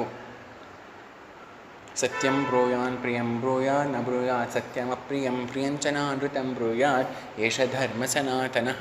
ಅದೇ ಅಲ್ವ ದಿನಚರ್ಯದಲ್ಲಿ ಹೇಳುವಂಥದ್ದು. ಸುಮುಖಃ ಸುಶೀಲಃ ಸತ್ಯವಾಕ ಅಂತೆಲ್ಲನೂ ಹೇಳುವಂಥದ್ದು. ಆ ಸತ್ಯ ಮಾತಾಡೋದ್ರಲ್ಲಿ ಅಮ್ಮ ಇರ್ತಾಳೆ. ಇದೆಲ್ಲ ಲಕ್ಷ್ಮೀ ಕಲೆಗಳು ಅಂತ ಹೇಳ್ತೀವಿ. ಅಂದರೆ ಯಾವಾಗಲೂ ಉತ್ಸಾಹದಿಂದ ಇರುವಂಥದ್ದು, ಯಾವಾಗಲೂ ಶುಚಿಯಾಗಿರುವಂಥದ್ದು, ಯಾವಾಗಲೂ ಸತ್ಯವನ್ನೇ ಮಾತಾಡುವಂಥದ್ದು, ಇದೆಲ್ಲ ಲಕ್ಷ್ಮಿ ಇರ್ತಾಳೆ.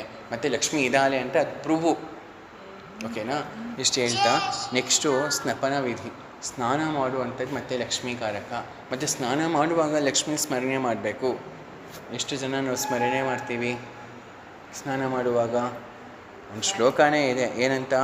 ಆಪ ಪವಿತ್ರಂ ಲೋಕೇಸ್ಮಿನ್ ಆಪೋ ವೈ ಸರ್ವದೇವತಾ ಆಪೋ ವೈ ಪರಮಂ ಶುಚಿ. ಆಪಗಿಂತ ದೊಡ್ಡ ಪರಮ ಶುಚಿಯಾಗಿರುವಂಥದ್ದು ಇನ್ನೊಂದು ಇಲ್ವಂತೆ. ಅದಕ್ಕೆ ಹೇಳ್ತಾ ಬಾಲ ದಾಕ್ಷಾಯಿಣಿ ಸೀತಾ ಸಾವಿತ್ರಿ ಸರಮಾದ್ಯುತಿ ಸಾಂಗೋಪಾಂಗ ಸದಾ ವೇದ ಕೀರ್ತಿ ಲಕ್ಷ್ಮೀ ಸರಸ್ವತಿ. ನೋಡಿದ್ರ? ಲಕ್ಷ್ಮೀ ಸರಸ್ವತಿ. ಈ ಶ್ಲೋಕನ ಹೇಳ್ಕೊಂಡು ಸ್ನಾನ ಮಾಡಬೇಕಂತೆ. ನಾವು ಗಂಗಾ ಒಂದು ಸ್ಮರಣೆ ಮಾಡ್ತೀವಿ, ಆದರೆ ಲಕ್ಷ್ಮೀ ಕೀರ್ತಿ ಸರಸ್ವತಿ ಇವ್ರನ್ನೂ ಸ್ಮರಣೆ ಮಾಡಬೇಕು ಅಂತ ಯಾರು ಹೇಳ್ತಾ ಇರುವಂಥದ್ದು? ಆಯುರ್ವೇದ ಸಂಹಿತೆಯಾಗಿರುವಂತಹ ಅಷ್ಟಾಂಗ ಸಂಗ್ರಹ ಹೇಳ್ತಾ ಇದೆ. ಅಂದರೆ ಗೊತ್ತಾಗ್ತಾ ಇದೆಯಾ? ಆಯುರ್ವೇದದಲ್ಲಿ ಅಮ್ಮನ ಲಕ್ಷ್ಮಿಗೆ ಎಲ್ಲೆಲ್ಲಿ ನಾವು ಉಪಯೋಗಿಸ್ಬೇಕು, ಲಕ್ಷ್ಮೀ ನಾಮ ಎಲ್ಲೆಲ್ಲಿ ಸ್ಮರಣೆ ಮಾಡಬೇಕು, ಮತ್ತು ಯಾವುದ್ಯಾವುದು ಲಕ್ಷ್ಮೀಕಾರಕ, ಯಾವುದ್ಯಾವುದು ಲಕ್ಷ್ಮೀ ನಿರ್ಹರಣ ಮಾಡುವಂಥದ್ದು ಅಂತ. ಓಕೆ, ಇಷ್ಟಾದಮೇಲೆ ನೆಕ್ಸ್ಟ್ ಏನು ಹೇಳ್ತಾ ಇದ್ದಾರೆ ಅಂದರೆ ಸಿದ್ಧಾರ್ಥಕ ಘೃತ ಉನ್ಮಾದದಲ್ಲಿ ಹೇಳಿದ್ದಾರೆ ಅಲ್ವಾ, ಅದು ಅಷ್ಟೇ. ಅಂದರೆ ಲಕ್ಷ್ಮಿ ಇಂದ್ರಿಯ ಉನ್ಮಾದದಲ್ಲಿ ಏನಾಗಿರುತ್ತೆ? ಉನ್ಮಾದಂ ಪುನರ್ ಮನೋಬುದ್ಧಿ ಸಂಜ್ಞಾಜ್ಞಾನ ಸ್ಮೃತಿ ಭಕ್ತಿ ಶೀಲಾಚೇಷ್ಟ ಆಚಾರ ವಿಭ್ರಮಂ ವಿದ್ಯಾತ್. ಅಂದರೆ ಫುಲ್ಲು ಅಲಕ್ಷ್ಮಿನೇ ಒಂದು ರೂಪ ತೊಗೊಂಡ್ರೆ ಅದೇ ಉನ್ಮಾದ. ಯಾವಾಗಲೂ ಜ್ಞಾಪಕ ಇಟ್ಕೊಳ್ಳಿ. ಅಲಕ್ಷ್ಮಿ ಒಂದು ರೂಪ ತೊಗೊಂಡು ಒಂದು ರೋಗ ಉತ್ಪತ್ತಿ ಮಾಡಿದ್ರೆ ಅದು ಉನ್ಮಾದ. ಅಂದರೆ ಇಂದ್ರಿಯಗಳೆಲ್ಲನೂ ಭ್ರಷ್ಟ ಆಗಿರುತ್ತೆ. ಹೆಂಗೆ ನೋಡಿ? ಉನ್ಮಾದ ಪುನರ್ ಮನೋ ಬುದ್ಧಿ ಸಂಜ್ಞಾ ಜ್ಞಾನ ಸ್ಮೃತಿ ಭಕ್ತಿ ಶೀಲ ಚೇಷ್ಟ ಆಚಾರ ವಿಭ್ರಮಂ, ಎಲ್ಲ ವಿಭ್ರಮ ಆಗೋಗಿರುತ್ತೆ, ಅದು ಉನ್ಮಾದ. ಅಂದರೆ ಅಲಕ್ಷ್ಮಿ ಫುಲ್ಲು ಪರ್ಸನಿಫಿಕೇಷನ್ ಆಗಿದೆ. ಓಕೆನಾ? ಅವಳು ನಾಶ ಮಾಡಬೇಕು ಅಂದರೆ ಘೃತನೇ ಬೇಕು. ಮತ್ತು ಆ ಘೃತ ಸಿದ್ಧಾರ್ಥಕ ಘೃತ ಆಗಿರುತ್ತೆ. ಅದು ಮತ್ತೆ ಅತ್ಯಂತ ಲಕ್ಷ್ಮೀಕಾರಕ ಮತ್ತು ಅಲಕ್ಷ್ಮಿಘ್ನ. ಮತ್ತು ಪಂಚಗವ್ಯ ಘೃತವು ಅದೇ ರೀತಿ ಅಂತ ಹೇಳ್ತಾ, ಇನ್ನೊಂದು ಸಂಜೀವಿನಿ ಅಗದ ಅಂತ ಇದೆ, ಅರ್ಥ ಆಯ್ತಾ? ಆ ಸಂಜೀವಿನಿ ಅಗದ ಎಲ್ಲಿ ಹೇಳಿದರೆ ವಿಷತಂತ್ರ ಅಥವಾ ವಿಷ ಚಿಕಿತ್ಸೆಯಲ್ಲಿ ಹೇಳಿರುವಂಥದ್ದು. ಆ ಸಂಜೀವಿನಿ ಅಗದ ಬಂದ್ಬಿಟ್ಟು ಅಲಕ್ಷ್ಮಿಘ್ನ, ಅಂದರೆ ಲಕ್ಷ್ಮಿಯನ್ನು ಕೊಡುವಂಥದ್ದು. ಅದಕ್ಕೆ ಅಗದ ಔಷಧಿಗಳೆಲ್ಲನೂ ಲಕ್ಷ್ಮೀಕಾರಕ ಅಂತ ಅಲ್ಲಿ ಹೇಳುವಂಥದ್ದು. ಇದು ಆಯುರ್ಲಕ್ಷ್ಮಿ, ಇದು ಲಕ್ಷ್ಮಿಗೆ ಆಯುರ್ವೇದದಲ್ಲಿ ಕೊಟ್ಟಿರುವಂತಹ ಪ್ರಾಶಸ್ತ್ಯ. ಓಕೆನಾ? ಅಷ್ಟೇ ಹೇಳ್ತೀರಾ, ಲಕ್ಷ್ಮೀ ಕಾಮಃ ಅಂತ ವಾಗ್ಭಟ ಹೇಳ್ತಾನೆ, ಯಾರು ಕೇಳೇ ಇರಲ್ಲ, ಲಕ್ಷ್ಮೀ ಕಾಮಃ ಅಂತ. ಓಕೆನಾ? ಸೊ ಲಕ್ಷ್ಮೀ ಕಾಮಃ ಅಂದ್ರೇನು? ಆಯುಷ್ಕಾಮ ಕೇಳಿರ್ತೀರ, ಆಯುಷ್ಕಾಮೀಯ ಅಧ್ಯಾಯ ಇದೆ ಅಲ್ವಾ? ಅದೇ ರೀತಿ ರಸಾಯನ ಅಧ್ಯಾಯದಲ್ಲಿ ವಾಗ್ಭಟ ಉತ್ತರ ತಂತ್ರ 49ನೇ ಅಧ್ಯಾಯದಲ್ಲಿ ಲಕ್ಷ್ಮೀ ಕಾಮಃ ಅಂತ ಹೇಳ್ತೇವೆ. ಅಂದರೆ ಯಾರಿಗೆ ಇಂದ್ರಿಯಗಳ ಪಟುತ್ವ, ಇಂದ್ರಿಯಗಳ ತುಷ್ಟಿ ಪುಷ್ಟಿ ಬಲ ಮತ್ತು ಸಂಪತ್ತು ಬೇಕು ಅಂತಿರುತ್ತೋ ಅವರೆಲ್ಲನೂ ಒಂದು ರಸಾಯನ ತೊಗೊಂಡ್ರೆ ಆ ಲಕ್ಷ್ಮಿ ಅನ್ನೋದು ಬರ್ತಾಳಂತೆ. ಏನಪ್ಪ ತೊಗೊಳ್ಬೇಕು? ಎಲ್ಲರಿಗೂ ಆಸೆ ಅಲ್ವಾ, ಕುತೂಹಲ ಅಲ್ವಾ? ಅಲ್ಲಿ ತೊಗೊಳ್ಬೇಕು ಅಂದರೆ ಅಮ್ಮ ಲಕ್ಷ್ಮಿನೇ ಇರಬೇಕು ಮತ್ತೆ, ಯಾಕೆಂದರೆ ಆ ಯೋಗನೇ ಹಂಗಿರತ್ತೆ. ಓಕೆನಾ? ಏನು? ಸ್ವರ್ಣ, ಎಲ್ಲರಿಗೂ ಗೊತ್ತಲ್ವ? ಸ್ವರ್ಣ ಭಸ್ಮ, ಅದು ಶರೀರಕ್ಕೆ ಹೋಗಬೇಕು ಅಂದರೆ ಭಸ್ಮ ರೂಪದಲ್ಲಿ ಇರಬೇಕು, ಸ್ವರ್ಣ ಭಸ್ಮ. ಆ ಸ್ವರ್ಣ ಭಸ್ಮಕ್ಕೆ ನಾಗಕೇಸರ ಚೂರ್ಣ ಹಾಕಬೇಕು, ಅದಕ್ಕೆ ಮಧುಘೃತ ಹಾಕೊಂಡು ಇದನ್ನು ಲೇಹ ಮಾಡಿದ್ರೆ ಲಕ್ಷ್ಮಿ ಬರ್ತಾಳಂತೆ. ಅದಕ್ಕೆ ಅಂದೆ ನೋಡಿ, ಲಕ್ಷ್ಮಿ ಬರಬೇಕು ಅಂದರೆ ಲಕ್ಷ್ಮಿ ಇರಬೇಕು, ಯಾಕೆಂದರೆ ಸ್ವರ್ಣ ತೊಗೊಳ್ಬೇಕು ಅಂದರೆ ಅಮ್ಮ ಇರಬೇಕಲ್ವ? ಗೊತ್ತಾಗ್ತಾ ಇದೆಯಾ? ಸೊ ಲಕ್ಷ್ಮೀ ಕಾಮಃ ಅಂತ ಹೇಳುವಂಥದ್ದು. ಅದೇ ರೀತಿ ಆಯುಷ್ಕಾಮಃ ಶಂಖಪುಷ್ಪ್ಯ ಸಮೇತಂ ಮೇಧಾಕಾಮಃ. ಇನ್ನೂ ನೋಡಿ ಎಷ್ಟೆಷ್ಟು ಕಾಮಗಳಿದೆ ಅಂತ. ಇದೇ ಕಾಮೀಯ ರಸಾಯನ ಅಂತ ನಾವು ಸುಮ್ಮನೆ ಕ್ಲಾಸಿಫಿಕೇಷನ್ ಮಾಡಿರ್ತೀವಿ ಅಲ್ವಾ? ಕುಟಿ ಪ್ರವೇಶಿಕ ರಸಾಯನ, ವಾತಾತಿಪಕ ರಸಾಯನ, ಕಾಮೀಯ ರಸಾಯನ ಅಂತ ಹೇಳ್ತೀವಿ. ಬಟ್ ಆ ಕಾಮ ರಸಾಯನಗಳು ಎಷ್ಟು ಥರ ಇದೆ ಅಂದರೆ ಆಯುಷ್ಕಾಮ, ಮೇಧಾಕಾಮ, ಲಕ್ಷ್ಮೀ ಕಾಮಃ ಅಂತ 3 ಥರ ಕಾಮಗಳನ್ನ ಶಾಸ್ತ್ರ ಹೇಳಿರುವಂಥದ್ದು. ಆ ಲಕ್ಷ್ಮೀ ಕಾಮ ಬಂದುಬಿಟ್ಟು ಸ್ವರ್ಣ ಭಸ್ಮ ಮತ್ತು ನಾಗಕೇಸರ ಚೂರ್ಣ 2 ಮಧು ಮತ್ತು ಘೃತದಲ್ಲಿ ಲೇಹ ಮಾಡಿಬಿಟ್ಟು ಲಿಹನ ಮಾಡಬೇಕು. ಓಕೆನಾ? ಅಷ್ಟಾದಮೇಲೆ ಶಿವಗುಟಿಕ ಗೊತ್ತಲ್ವಾ? ಅದು ಅಷ್ಟೇ, ನಾನು ಅದನ್ನು ತಿಳಿಸ್ಕೊಟ್ಟಿದ್ದೀನಿ. ಅದಕ್ಕಷ್ಟು ಶ್ರೇಷ್ಠ ಯಾವುದೂ ಇಲ್ಲ. ಅಂದರೆ ಸಣ್ಣ ಇದ್ದಾನೆ ದಪ್ಪ ಮಾಡಬೇಕು, ಶಿವಗುಟಿಕ ಕೊಡು. ದಪ್ಪ ಇದ್ದಾನೆ ಸಣ್ಣ ಮಾಡಬೇಕು, ಶಿವಗುಟಿಕ ಕೊಡು. ಒಂದೇ ಯೋಗ ಹೆಂಗೆ ವಿಚಿತ್ರವಾಗಿ ಆ್ಯಕ್ಟ್ ಮಾಡುವಂಥದ್ದು. ಕೆಟ್ಟ ಕನಸುಗಳು ಬರ್ತಾಯಿದೆ, ಅಯ್ಯೋ ಏನೋ ಒಂದು ಮಾಡಿ ಮೆಡಿಟೇಷನ್, ಅಯ್ಯೋ ನಂಗೆ ಔಷಧಿ ಕೊಡಬೇಕು, ಏನು ಕೊಡ್ತೀರಾ? ಶಿವಗುಟಿಕ ಕೊಡಬೇಕು. ಅಂದರೆ ಇದೆಲ್ಲ ನಮಗೆ ಗೊತ್ತೇ ಇಲ್ಲ. ಇಂಥದ್ದು ಯೋಗಗಳೆಲ್ಲ ಹೇಳಿರುವಂಥದ್ದು ವಾಗ್ಭಟ ಅಷ್ಟಾಂಗ ಸಂಗ್ರಹದಲ್ಲಿ. ಆ ರೀತಿ ಹೇಳ್ತಾ ಶಿವಗುಟಿಕದಲ್ಲಿ ಒಂದು ಅದೇ ಅಲಕ್ಷ್ಮಿನ ಹೆಂಗೆ ನಾಶ ಮಾಡುತ್ತೆ ಅಂತ ಹೇಳುವಾಗ ಅಲ್ಲಿ ಫಲಶ್ರುತಿಯಲ್ಲಿ ಬರುತ್ತೆ, ಪಾಪ್ಮ ಅಲಕ್ಷ್ಮೀಂ ಚೇಯಂ ಗುಲಿಕಾ ಶಮಯೇತ್ ಶಿವನಾಮ್ನ. ನೋಡ್ದ? ಈ ಶಿವನೋ ನಾಮ ಹೊಂದಿರುವಂತಹ ಈ ಗುಟಿಕ, ಅರ್ಥ ಆಯ್ತಾ? ಪಾಪವನ್ನು ನಾಶ ಮಾಡುತ್ತೆ, ಅಷ್ಟೇ ಅಲ್ದಿರ ಅಲಕ್ಷ್ಮಿಯನ್ನು ನಾಶ ಮಾಡುತ್ತೆ, ಲಕ್ಷ್ಮೀ ಕಲೆಯನ್ನು ಕೊಡುವಂಥದ್ದು. ಅದಕ್ಕೆ ಇದಕ್ಕೆ ಹೆಸರು ಶಿವ. ಇನ್ನೊಂದು ಕಾನ್ಸೆಪ್ಟ್ ಏನು ಗೊತ್ತಾ? ಶಿವತತ್ವ ಏನೋ ಲಕ್ಷ್ಮೀ ತತ್ವ ಅದೇ ಸೀಕ್ರೆಟು. ಇಡೀ ನಮ್ಮ ಸನಾತನ ಧರ್ಮನ ಗಮನಿಸಿದ್ರೆ ಶಿವತತ್ವ ಏನೋ ಲಕ್ಷ್ಮೀ ತತ್ವ ಅದೇ. ಹೆಂಗೆ ನಾವು ನೋಡೋಣ ಅಂತೆ.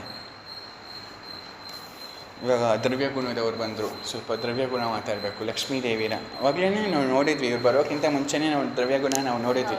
ಲಕ್ಷ್ಮಿ ಅಂದರೆ ಶಮಿ ವೃಕ್ಷಕ್ಕೆ ಲಕ್ಷ್ಮಿ ಅಂತ ಹೆಸರಿದೆ, ಪದ್ಮಕ್ಕೆ ಲಕ್ಷ್ಮಿ ಅಂತ ಹೆಸರು ಇರುವಂಥದ್ದು, ಗೂಗುಲುಗೂ ಲಕ್ಷ್ಮಿ ಅಂತ ಹೆಸರು ಇರುವಂಥದ್ದು ಅಂತ ನೋಡಿದ್ವಿ. ಅಷ್ಟೇ ಅಲ್ದಿರ ಮಾಲೂರ ಯಾವ ದ್ರವ್ಯಕ್ಕೆ ಪರ್ಯಾಯ ಕೇಳಿದ್ದೀರಾ? ಮಾಲೂರ ಯಾವುದೋ ಊರಲ್ಲ, ಮಾಲೂರ ಅನ್ನೋದು ಒಂದು ದ್ರವ್ಯ. ಗೊತ್ತಿಲ್ವಾ? ಮಾಲೂರ ಅಂದರೆ ಬಿಲ್ವಕ್ಕೆ ಹೆಸರು. ಓಕೆನಾ? ಈಗ ಮಾಲೂರ ಅಂದರೆ ನೋಡಿ ಗೊತ್ತಾಗ್ತಾ ಇದೆಯಾ? ಅದೇ ಹೇಳ್ತಾ ಇರೋದು, ಎಷ್ಟೆಷ್ಟು ಗೊತ್ತೇ ಇಲ್ಲ ನಮಗೆ. ಓಕೆ, ಸೊ ಮಾಲೂರ ಅಂದರೆ ಬಿಲ್ವಕ್ಕೆ ಇರುವಂತಹ ಒಂದು ಪರ್ಯಾಯ. ಯಾಕೆ ಇವಾಗ ಇದನ್ನು ತೊಗೊಂಡೆ ಅಂದರೆ ಲಕ್ಷ್ಮೀ ತತ್ವ ಮಾತಾಡ್ತಾ ಇದ್ದೀವಿ, ಆಯಿತಾ? ಬಿಲ್ವನ ಮರೆಯೋದಕ್ಕಾಗೋದಿಲ್ಲ. ಲಕ್ಷ್ಮಿ ಮಾತಾಡ್ತಾ ಇದ್ದೀವಿ ಅಂದರೆ ಬಿಲ್ವ ಬರಲೇಬೇಕು. ಓಕೆನಾ? ಆ ನಿಟ್ಟಿನಲ್ಲಿ ಮಾಲೂರ ಅಂದರೆ ಏನು ಗೊತ್ತಾ? ಯಾಕೆ ಬಿಲ್ವಕ್ಕೆ ಮಾಲೂರ ಅಂತ ಹೆಸರಿದೆ ಅಂದರೆ, ಮಾ ಅಂದರೆ ಅಮ್ಮ ಅಂತ, ಲಕ್ಷ್ಮಿಗೆ ಮಾ ಅಂತ ಹೆಸರು. ಸುಮ್ಮನೆ ಹಿಂದಿಲ್ ಮಾತಾ ದುರ್ಗಾಮ ಅಂತೆಲ್ಲ ಹೇಳುವಂಥ ಆ ರೀತಿ ಅಲ್ಲ. ಹಂಗೆ ಬಂದಿರೋ ಅಂಥದ್ದು ಹಿಂದಿ ಭಾಷೆಯಲ್ಲಿ ಸಂಸ್ಕೃತದಿಂದನೇ ಬಂದಿರೋ ಅಂಥದ್ದು. ಸೊ ಅಂದರೆ ಲಕ್ಷ್ಮಿ ಅಂತ, ಮಾಂ ಲಕ್ಷ್ಮೀ ಅಂತ ನಮಗೆ ಅಮರಕೋಶನೇ ಪ್ರಮಾಣ. ಅದಕ್ಕೆ ಮಾಧವ ಅಂತ ಹೆಸರು. ಯಾರಿಗೆ ಹೆಸರು? ಕೃಷ್ಣನೋ ವಿಷ್ಣುವಿಗೆ ಹೆಸರು. ಅರ್ಥ ಆಯ್ತಾ? ಮಾಧವ ಯಾಕೆಂದರೆ ಮಾಂ ಲಕ್ಷ್ಮೀಂ ಧಾರಯತಿ ಇತಿ ಮಾಧವ. ಯಾರು ಲಕ್ಷ್ಮಿಯನ್ನು ಧಾರಣೆ ಮಾಡಿದಾನೋ ಅವನು ಮಾಧವ. ಅವನೇ ಯಾರು? ಮಾ ಲಕ್ಷ್ಮೀನ್ ಬಂದ್ಬಿಟ್ಟು ಶ್ರೀ ಧಾರಣೆ ಮಾಡಿರೋದಕ್ಕೆ ಅವನು ಧರ, ಅವನೇ ಶ್ರೀಧರ. ಸೊ ಶ್ರೀಧರ ಅಂದರು ಮಾಧವ ಅಂದರು ಒಂದೇ. ಅವನೇ ಲಕ್ಷ್ಮಿಯನ್ನು ಧಾರಣೆ ಮಾಡಿರುವಂತಹ ಶ್ರೀನಿವಾಸ, ಅವನೇ ಶ್ರೀಮನ್ನಾರಾಯಣ ಅಂತ ಹೇಳ್ತಾ ಇವಾಗ ಮಾ ಅಂದರೆ ಲಕ್ಷ್ಮಿ ಅಂತ ಆಯಿತು. ಲು ಅನ್ನೋ ಪದ ನೋಡೋಣ. ಅಂದರೆ ಈ ಮಾಲೂರ ಅನ್ನೋ ಪದ ಅರ್ಥ ಆಗಬೇಕು ಅಂದರೆ ಮಾ ಲೂ ರ ಎಂಬ ತಕ್ಷಣಾತ್ಮಕ ಸಮನ್ವಯವೇ ಮಾಲೂರ ಪದದ ಒಟ್ಟು ಅರ್ಥ. ಅದಕ್ಕೋಸ್ಕರ ಮಾ ಅಂದರೆ ಲಕ್ಷ್ಮಿ. ಲು ಅಂದರೆ ನಮ್ಮ ಸಂಸ್ಕೃತದಲ್ಲಿ ಲಕಾರ ಎಲ್ಲೇ ಬಂದರೂ ಅಲ್ಲಿ ಲಯವಾಗಿರುವಂಥದ್ದು, ಅಲ್ಲಿ ಇರುವಂಥದ್ದು. ಈಗ ಮಾ ಲಕ್ಷ್ಮಿ ಒಂದು ಕಡೆ ಲಯ ಆಗಿದ್ದಾಳೆ, ಅಲ್ಲಿ ಲಯ ಆಗಿಬಿಟ್ಟು ರ ಅಂದರೆ ಪ್ರಜ್ವಲಿಸ್ತಾ ಇದ್ದಾಳೆ. ಸೊ ಇವಾಗ ಮಾಲೂರ ಅಂದರೆ ಏನು ಅರ್ಥ ಆಯಿತು? ಲಕ್ಷ್ಮಿ ಎಲ್ಲಿ ಲಯವಾಗಿ ಫುಲ್ ಪ್ರಜ್ವಲಿಸ್ತಾ ಇದ್ದಾಳೋ, ಎಲ್ಲಿ ದೀಪ್ತವಾಗಿದ್ದಾಳೋ, ಎಲ್ಲಿ ಪ್ರಕಾಶಿಸ್ತಾ ಇದ್ದಾಳೋ ಅದು ಮಾಲೂರ. ಸೊ ಯಾವುದ ಸ್ಥಳ ಅಂದರೆ ಬಿಲ್ವ ವೃಕ್ಷ. ಈ ಬಿಲ್ವ ವೃಕ್ಷದಲ್ಲಿ ಲಕ್ಷ್ಮಿ ಲಯವಾಗಿ ಅಲ್ಲಿ ಪ್ರಕಾಶಿಸ್ತಾ ಇದ್ದಾಳೆ, ಅದಕ್ಕೆ ಆ ಬಿಲ್ವ ವೃಕ್ಷಕ್ಕೆ ಮಾಲೂರ ಅಂತ ಹೆಸರು. ಇದಕ್ಕೆ ಪ್ರಮಾಣ ಏನು? ಋಗ್ವೇದ ಪ್ರಮಾಣ. ಆದಿತ್ಯವರ್ಣಂ ತಪಸೋ ದಿಜಾತೋ ವನಸ್ಪತಿಸ್ತವ ವೃಕ್ಷೋಥ ಬಿಲ್ವಃ. ಶ್ರೀ ಸೂಕ್ತ ಲಕ್ಷ್ಮೀ ಸೂಕ್ತದಲ್ಲೇ ಅಮ್ಮ ಎಲ್ಲಿರ್ತಾರೆ ಅಂದರೆ ವನಸ್ಪತಿಸ್ತವ ವೃಕ್ಷೋಥ ಬಿಲ್ವಃ, ಬಿಲ್ವ ವೃಕ್ಷದಲ್ಲಿ ನೀನಿರ್ತೀಯ ಅಮ್ಮ ಅಂತ ಕಡಾಖಂಡಿತವಾಗಿ ವೇದ ಘೋಷ ಹೇಳ್ತಾ ಇರುವಂಥದ್ದು. ಓಕೆನಾ? ಇದಕ್ಕೆ ಪ್ರಮಾಣ. ಅದಕ್ಕೆ ಮಾಲೂರ ಅಂದರೆ ಲಕ್ಷ್ಮಿ ಎಲ್ಲಿ ವಾಸಿಸ್ತಾ ಇದ್ದಾಳೋ ಅದಕ್ಕೆ ಮಾಲೂರ. ಅದಕ್ಕೆ ಆಯುರ್ವೇದಾಚಾರ್ಯರು ಎಲ್ಲ ದ್ರವ್ಯ ನಿಘಂಟುಗಳಲ್ಲಿ ಬಿಲ್ವ ಅಂದರೆ ಮಾಲೂರ ಅಂತ ಹೇಳಿರುವಂಥದ್ದು. ಅಷ್ಟೇ ಅಲ್ದಿರ ಇನ್ನೂ ಪ್ರಮಾಣಗಳು ನಾವು ತೆಗೆದು ನೋಡಿದ್ರೆ ಅರ್ಥ ಆಯ್ತಾ? ಮತ್ತು ಶಂಕರಾಚಾರ್ಯನ ಬಿಡೋ ಅಂದರೆ ಗೊತ್ತಾಗ್ತಾ ಇದೆ ಶಂಕರಾಚಾರ್ಯ ಎಷ್ಟು ಲಕ್ಷ್ಮೀ ಉಪಾಸಕರು ಅಂತ. ಫಸ್ಟ್ ಸ್ತೋತ್ರ ಮಾಡಿದ್ದೆ ಸನ್ಯಾಸಾಶ್ರಮಕ್ಕೆ ಮುಂಚೆ ಪೂರ್ವಾಶ್ರಮದಲ್ಲಿ ಮಾಡಿದ್ದೆ ಸ್ತೋತ್ರ ಕನಕಧಾರ ಸ್ತೋತ್ರ. ಓಕೆ, ಇವತ್ತಿಗೂ ಕೇರಳದಲ್ಲಿದೆ ಸ್ವರ್ಣಿತ ಮಲೈ ಅಂತ ಕನಕವೃಷ್ಟಿ ಆಗಿರುವಂಥದ್ದು ಆಯಿತಾ. ಕನಕ ಆಮಲಕ ವೃಷ್ಟಿ ಒಂದೊಂದು ಇವಾಗ ನಮಗೆ ಸಿಗುವಂಥ ಆಮಲಕ್ಕೆ ಚಿಕ್ಕ ಚಿಕ್ಕ ಆಮಲಕ್ಕೆ ಅಲ್ಲ, ಅವಾಗ 2000 ವರ್ಷದಿಂದ ಯೋಚನೆ ಮಾಡಿ ಅವಾಗ ಹೆಂಗಿತ್ತು ಸಸ್ಯ ಸಂಪತ್ತು ದ್ರವ್ಯ ಸಂಪತ್ತು ಅಂತ. ಒಂದೊಂದು ಇಷ್ಟಿಷ್ಟು ಇವತ್ತಿಗೂ ಇದೆ ಆಯಿತಾ, ಒಂದೊಂದು ಕನಕ ಆಮಲಕಿಗಳು. ಓಕೆನಾ? ಸೊ ಅಮ್ಮ ಮಹಾಲಕ್ಷ್ಮಿಯೇ ಸುರಿಸಿದ್ಲು. ಇದೆಲ್ಲ ಕಮಲ ವಿದ್ಯೆ ಅಂತ ಅಂದರೆ ಇಂಥ ಒಂದು ವಿದ್ಯೆಗಳಿದೆಯಾ ಅಂತಲೇ ಗೊತ್ತಿಲ್ಲ. ಆ ವಿದ್ಯೆಗಳನ್ನ ಎಲ್ಲರೂ ಉಪಾಸನೆ ಮಾಡೋದಕ್ಕಾಗಲ್ಲ, ಫುಲ್ಲು ನಿಯಮಗಳಿರುತ್ತೆ. ಆದರೆ ಆ ವಿದ್ಯೆಗಳನ್ನ ಸ್ತೋತ್ರ ರೂಪದಲ್ಲಿ ಎಲ್ಲರೂ ಮಾಡ್ಬೋದು. ಅಂಥ ಶಕ್ತಿಗಳನ್ನೆಲ್ಲನೂ ಸ್ತೋತ್ರದಲ್ಲಿ ಕೊಟ್ಟಿರುವಂಥದ್ದು. ಅಲ್ಲಿ ಒಂದು ಕಡೆ ಹೇಳ್ತಾರೆ ಆಯಿತಾ, ಬಿಲ್ವ ವೃಕ್ಷನ ಉಪಯೋಗಿಸ್ಕೊಂಡು ಮಹಾಲಕ್ಷ್ಮಿನ ನಮಸ್ಕಾರ ಮಾಡಿದ್ದಾರೆ. ನೋಡಿ ಎಲ್ಲೆಲ್ಲಿಗೆ ಹೋಗ್ತಾ ಇದೆ. ಅಂದರೆ ಬಿಲ್ವ ಅಂತ ನೋಡಿದ ತಕ್ಷಣ ಅಮ್ಮ ಮಹಾಲಕ್ಷ್ಮಿ ಏನು ಗೊತ್ತಿಲ್ಲ ಅಂದರೂ ಇಷ್ಟೆಲ್ಲ ಹೇಳ್ತಾ ಇದ್ದೀನಲ್ವಾ, ಇನ್ಮೇಲೆ ಒಂದು ಗೊತ್ತಾಗ್ತಾ ಇದೆ, ಅಯ್ಯೋ ಲಕ್ಷ್ಮಿಗೆ ಬಿಲ್ವಕ್ಕೆ ಏನೋ ಸಂಬಂಧ ಇದೆ ಅಂತ. ಓಕೆನಾ? ನೆಕ್ಸ್ಟ್ ಕಾಶಿಗೂ ಹೋಗೋಣ ಅಂತೆ, ಸ್ವಲ್ಪ ಕಾಶಿಲೂ ಬಿಲ್ವ ಬಗ್ಗೆ ಮಾತಾಡೋಣ. ಓಕೆನಾ? ಅಲ್ಲಿಗೆ ಹೋಗುವಾಗ ನೋಡಿ ಅಲ್ಲಿ ಒಂದು ಶ್ಲೋಕ ಇದೆ ಕನಕಧಾರ ಸ್ತೋತ್ರದಲ್ಲೇ, ಬಿಲ್ವಾಟವಿ ಮಧ್ಯ ಲಸತ್ ಸರೋಜೆ. ನೋಡಿ ಬಿಲ್ವ ಅಟವಿ ಮಧ್ಯ ಲಸತ್ ಸರೋಜೆ. ಅಮ್ಮ ನೀನು ಬಿಲ್ವ ಅಟವಿ ಬಿಲ್ವ ವೃಕ್ಷದ ಮಧ್ಯದಲ್ಲಿ ನೀನು ಕಂಗೋಲಿಸ್ತಾ ಇರ್ತೀಯ. ಅಮ್ಮ ಎಷ್ಟು ಖುಷಿ ಪಡ್ತಾಳೆ. ಅಮ್ಮ ಪ್ರತ್ಯಕ್ಷ ಆಗಿಬಿಟ್ಲು ಹಿಂಗೆ ಸ್ತುತಿ ಮಾಡಿದ ತಕ್ಷಣ ಆಯಿತಾ. ಸುಬಿಲ್ವಾಟವಿ ಮಧ್ಯ ಲಸತ್ ಸರೋಜೆ ಸಹಸ್ರಪತ್ರೇ ಸುಖಸನ್ನಿವಿಷ್ಟಾಂ ಅಷ್ಟಾಪದಾಂಬೋರುಹ ಪಾಣಿ ಪದ್ಮಾಂ ಸುವರ್ಣವರ್ಣಾಂ ಪ್ರಣಮಾಮಿ ಲಕ್ಷ್ಮೀಂ. ಸುವರ್ಣವರ್ಣಾಂ ಪ್ರಣಮಾಮಿ ಲಕ್ಷ್ಮೀ. ನೋಡು ಹಿಂಗೆ ಬಿಲ್ವ ಮಧ್ಯದಲ್ಲಿ ಬಿಲ್ವ ವೃಕ್ಷದಲ್ಲಿ ಇರುವಂಥ ಲಕ್ಷ್ಮೀ ನಿನಗೆ ಪ್ರಣಮಾಮಿ ಅಂತ ಹೇಳ್ತಾರೆ. ಸಾಕಲ್ಲ, ಇನ್ನೂ ಎಷ್ಟೊಂದು ಪ್ರಮಾಣಗಳೇ ವೇದದಿಂದ ಇಟ್ಕೊಂಡು ಸ್ತೋತ್ರದವರೆಗೂ ಪ್ರಮಾಣಗಳನ್ನ ತೋರಿಸಿದ್ವಿ. ಇದು ಆಯುರ್ವೇದ. ಓಕೆನಾ? ಸೊ ಈ ರೀತಿ ಅದಕ್ಕೆ ಮಾಲೂರ ಅಂದರೆ ಲಕ್ಷ್ಮಿಗೆ ಹೆಸರು ಇರುವಂಥದ್ದು. ಅಷ್ಟೇ ಅಲ್ದಿರ ಇನ್ನೊಂದು ಸತಿ ಇನ್ನೊಂದು ನಿರುಕ್ತಿ ನಾವು ನೋಡಿದ್ರೆ ಮಾಲೂರ ಅಂದರೆ ಏನಪ್ಪ ಅಂದರೆ ಸಂಸ್ಕೃತದಲ್ಲಿ ಮಾ ಅಂದರೆ ಪ್ರತಿಷೇಧ ಅಂತ ಅರ್ಥನೂ ಇದೆ. ಇವಾಗ ಭೋಜನ ಬೇಕಾ ಅಂತ ಕೇಳ್ತೀವಿ, ಮಾಸ್ತು ಅಂತ ಹೇಳ್ತಾರೆ ಅವರು, ಅಂದರೆ ಬೇಡ. ಮಾ ಅಂದರೆ ಬೇಡ ಅಂತ ಅರ್ಥ. ಸೊ ಯಾವುದು ಇವಾಗ ಮಾಲೂರ ಅಂತ ಯಾಕೆ ಬಂತು ಅಂದರೆ ಯಾವುದು ನಮಗೆ ಅಂದರೆ ಯಾವ ದ್ರವ್ಯದಲ್ಲಿ ಎಲ್ಲದನ್ನು ಪ್ರತಿಷೇಧ ಅಂದರೆ ದೂರ ಮಾಡುವಂತಹ ಶಕ್ತಿ ಇದೆಯೋ ಅರ್ಥ ಆಯ್ತಾ, ಅದನ್ನು ಮಾಲೂರ ಅಂತ ಕರಿತೀವಿ ಆಯಿತಾ. ಇದು ದೊಡ್ಡ ನಿರುಕ್ತಿ ಇದೆ, ಇವಾಗ ನಾನು ಅದನ್ನು ಹೇಳಲ್ಲ. ಅಂದರೆ ಅಂದರೆ ಬಿಲ್ವ ಎಲ್ಲ ಆಮಯಗಳನ್ನು ಬೇಡ ಬೇಡ ಬೇಡ ಅಂತ ಹೇಳತ್ತಂತೆ. ನೀನು ಬರಬೇಡ ಬರಬೇಡ ಬರಬೇಡ, ನಾನು ನಿಂಗೆ ಪ್ರವೇಶ ಕೊಡೋದಿಲ್ಲ ಅಂತ. ಅದಕ್ಕೆ ಬಿಲ್ವಕ್ಕೆ ಮಾಲೂರ ಅಂತ ಹೆಸರಂತೆ. ಓಕೆನಾ? ಮೊದಲನೇ ಅರ್ಥ ಮಾಲೂರ ಅಂದರೆ ಲಕ್ಷ್ಮೀ ನಿಲಯವಾಗಿರುವಂಥದ್ದು ಮತ್ತು ಎಲ್ಲಿ ಕಂಗೊಲಿಸ್ತಾ ಇರುವಂಥ ವೃಕ್ಷ ದ್ರವ್ಯನೇ ಮಾಲೂರ. ಎರಡನೇದು ಈ ದ್ರವ್ಯ ತೊಗೊಳೋದ್ರಿಂದ ಎಲ್ಲ ರೋಗಗಳು ಬೇಡ ಬೇಡ ಅಂತ ದೂರ ಮಾಡತ್ತಂತೆ. ಈ ದ್ರವ್ಯ, ಅದಕ್ಕೆ ಇದಕ್ಕೆ ಮಾಲೂರ ಅಂತ ಇನ್ನೊಂದು ನಿರುಕ್ತಿಯ ಅರ್ಥ. ಓಕೆನಾ? ಈ ರೀತಿ ಬಿಲ್ವ. ಅದೇ ರೀತಿ ನೋಡು, ಇವಾಗ ಇದೇ ಬಿಲ್ವ ಇದೇ ಬಿಲ್ವ ಯಾರಿಗೆ ಇಷ್ಟ? ತ್ರಿದಲಂ ತ್ರಿಗುಣಾಕಾರಂ ತ್ರಿನೇತಂಚ ತ್ರಿಯಾಯುಧಂ ತ್ರಿಜನ್ಮ ಪಾಪ ಸಂಹಾರಂ ಏಕ ಬಿಲ್ವಂ ಶಿವಾರ್ಪಣಂ ಏಕ ಬಿಲ್ವಂ ಶಿವಾರ್ಪಣಂ. ಅಲ್ಲೂ ಅಷ್ಟೇ ಆ ಬಿಲ್ವಾಷ್ಟಕದಲ್ಲಿ ಹೇಳ್ತಾ ಕೊನೆಯಲ್ಲಿ ಫುಲ್ಲು ದೊಡ್ಡದು ಬಿಲ್ವಾಷ್ಟಕ, ಅರ್ಥ ಆಯ್ತಾ?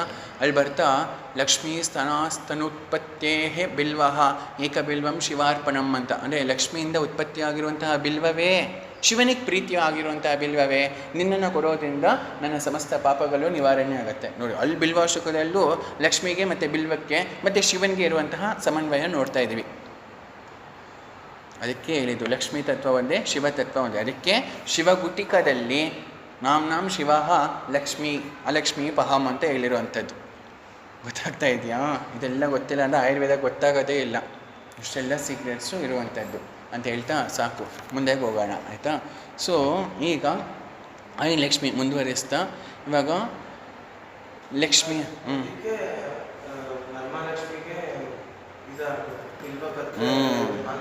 ಹೌದು, ಬಿಲ್ವಪತ್ರ ಮಾಲ ಹಾಕಬೇಕಾಗಿರುವಂಥದ್ದು. ಬಿಲ್ವಪತ್ರಂ ಸಮರ್ಪಯಾಮಿ ಮಹಾಲಕ್ಷ್ಮಿ ನಮಃ. ಬಿಲ್ವಪತ್ರಂ ಸಮರ್ಪಯಾಮಿ, ವಿಶೇಷವಾಗಿ ಬಿಲ್ವಪತ್ರದಿಂದ ಪೂಜೆ ಮಾಡಿದ್ರೆ ಅಮ್ಮ ಅನುಗ್ರಹ ಸಿಕ್ಬಿಡತ್ತೆ. ಎಲ್ಲ ಸೀಕ್ರೆಟ್ಸ್, ಉಪಾಸನಾ ರಹಸ್ಯಗಳು. ಓಕೆನಾ? ಲಕ್ಷ್ಮಿನ 2ರಿಂದ ಪೂಜೆ ಮಾಡಬೇಕು. ಒಂದು ಪದ್ಮದಿಂದ ಪೂಜೆ ಮಾಡಬೇಕು, ಇಲ್ಲ ಬಿಲ್ವದಿಂದ ಪೂಜೆ ಮಾಡಬೇಕು. ಯಾಕೆಂದರೆ ಇದೆರಡೂ ಕ್ಯಾಟಲಿಸ್ಟ್ ಥರ, ಬೇಗ ಕ್ಷಿಪ್ರ ಅಮ್ಮ ಅನುಗ್ರಹ ಸಿಗತ್ತೆ. ಯಾವುದಾವುದೋ ಮಾಡಿದ್ರೆ ಸಿಗಲ್ಲ ಅಂತಲ್ಲ, ಅಂದರೆ ನಿಧಾನಕ್ಕೆ ಸಿಗತ್ತೆ. ಓಕೆನಾ?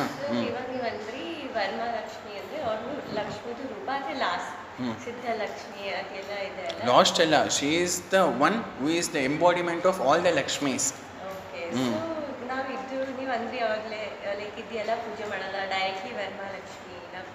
ಅದೇ ಇವಳೇನು ಮಾಡಿದ್ರೆ ಬೇರೆ ಲಕ್ಷ್ಮಿಗಳೆಲ್ಲನೂ ಪೂಜೆ ಮಾಡಿರೋ ಅಷ್ಟೇ ಪುಣ್ಯ. ಓಕೆ, ಅದಕ್ಕೆ ಅದು ನ್ಯಾಯ ಹೇಳಿದೆ ಅಲ್ವಾ, ಅನುಕ್ತ ಸಿದ್ಧ ನ್ಯಾಯ ಅಂತ ಅದು ಅರ್ಥ. ಓಕೆ, ಅದೇ ಇದಕ್ಕೋಸ್ಕರ ನನ್ನ ಇಂದ್ರಿಯಗಳೆಲ್ಲನೂ ಸಂಪತ್ತಾಗಿ ಆನಂದವಾಗಿ ಆರೋಗ್ಯವಾಗಿ ಇರಲಿ ಅಂತ, ನನ್ನ ದರಿದ್ರತ್ವ ಎಲ್ಲನೂ ನಿವಾರಣೆ ಆಗಲಿ ಅಂತ, ನನ್ನಲ್ಲಿರುವಂಥ ರೋಗ ರುಜಿನಗಳು ದೂರ ಆಗಲಿ ಅಂತ. ಓಕೆ, ನನ್ನಲ್ಲಿರುವಂಥ ಶಕ್ತಿ ಚಿಚ್ಚಕ್ತಿ ಜಾಗೃತಿ ಆಗಲಿ ಅಂತ ಪೂಜೆ ಮಾಡಬೇಕಾಗಿರುವಂಥದ್ದು. ಓಕೆನಾ ಅಂತ ಹೇಳ್ತಾ ನೆಕ್ಸ್ಟು ನಾವು ನೋಡಿದ್ವಿ ಗಂಧಮಾಲ್ಯಾದಿಕರು, ಸುಕುಮಾರ ಘೃತ, ಬಲಾತೈಲ, ಸಿದ್ಧಾರ್ಥಕ ಸರ್ಪಿ, ಸಿದ್ಧಾರ್ಥಕ ಅಗದ. ಇಷ್ಟು ಆದಮೇಲೆ ನೆಕ್ಸ್ಟು ಸುಶ್ರುತ ಸಂಹಿತೆಗೆ ಹೋಗೋಣ. ಇಲ್ಲಿವರೆಗೂ ಅಷ್ಟಾಂಗ ಸಂಗ್ರಹ, ಅಷ್ಟಾಂಗ ಹೃದಯ ಎರಡರಲ್ಲೂ ಲಕ್ಷ್ಮೀ ತತ್ವವನ್ನು ನಾವು ನೋಡಿದ್ವಿ. ಈಗ ಸುಶ್ರುತ ಸಂಹಿತೆಯಲ್ಲಿ ಲಕ್ಷ್ಮೀನ ಯಾವ ರೀತಿ ಸ್ತುತಿ ಮಾಡಿದಾನೆ ಸುಶ್ರುತಾಚಾರ್ಯರು ಅಂತ ನಾವು ನೋಡೋಣ. ಲಕ್ಷ್ಮಿಗೆ ಇನ್ನೊಂದು ಹೆಸರು ಶ್ರೀ ಅಂತ. ಏನು? ಲಕ್ಷ್ಮಿಗೆ ಇನ್ನೊಂದು ಹೆಸರು ಶ್ರೀ. ಓಕೆ, ಇದು ಗುಪ್ತ ಪ್ರಣವ ಅಂತ.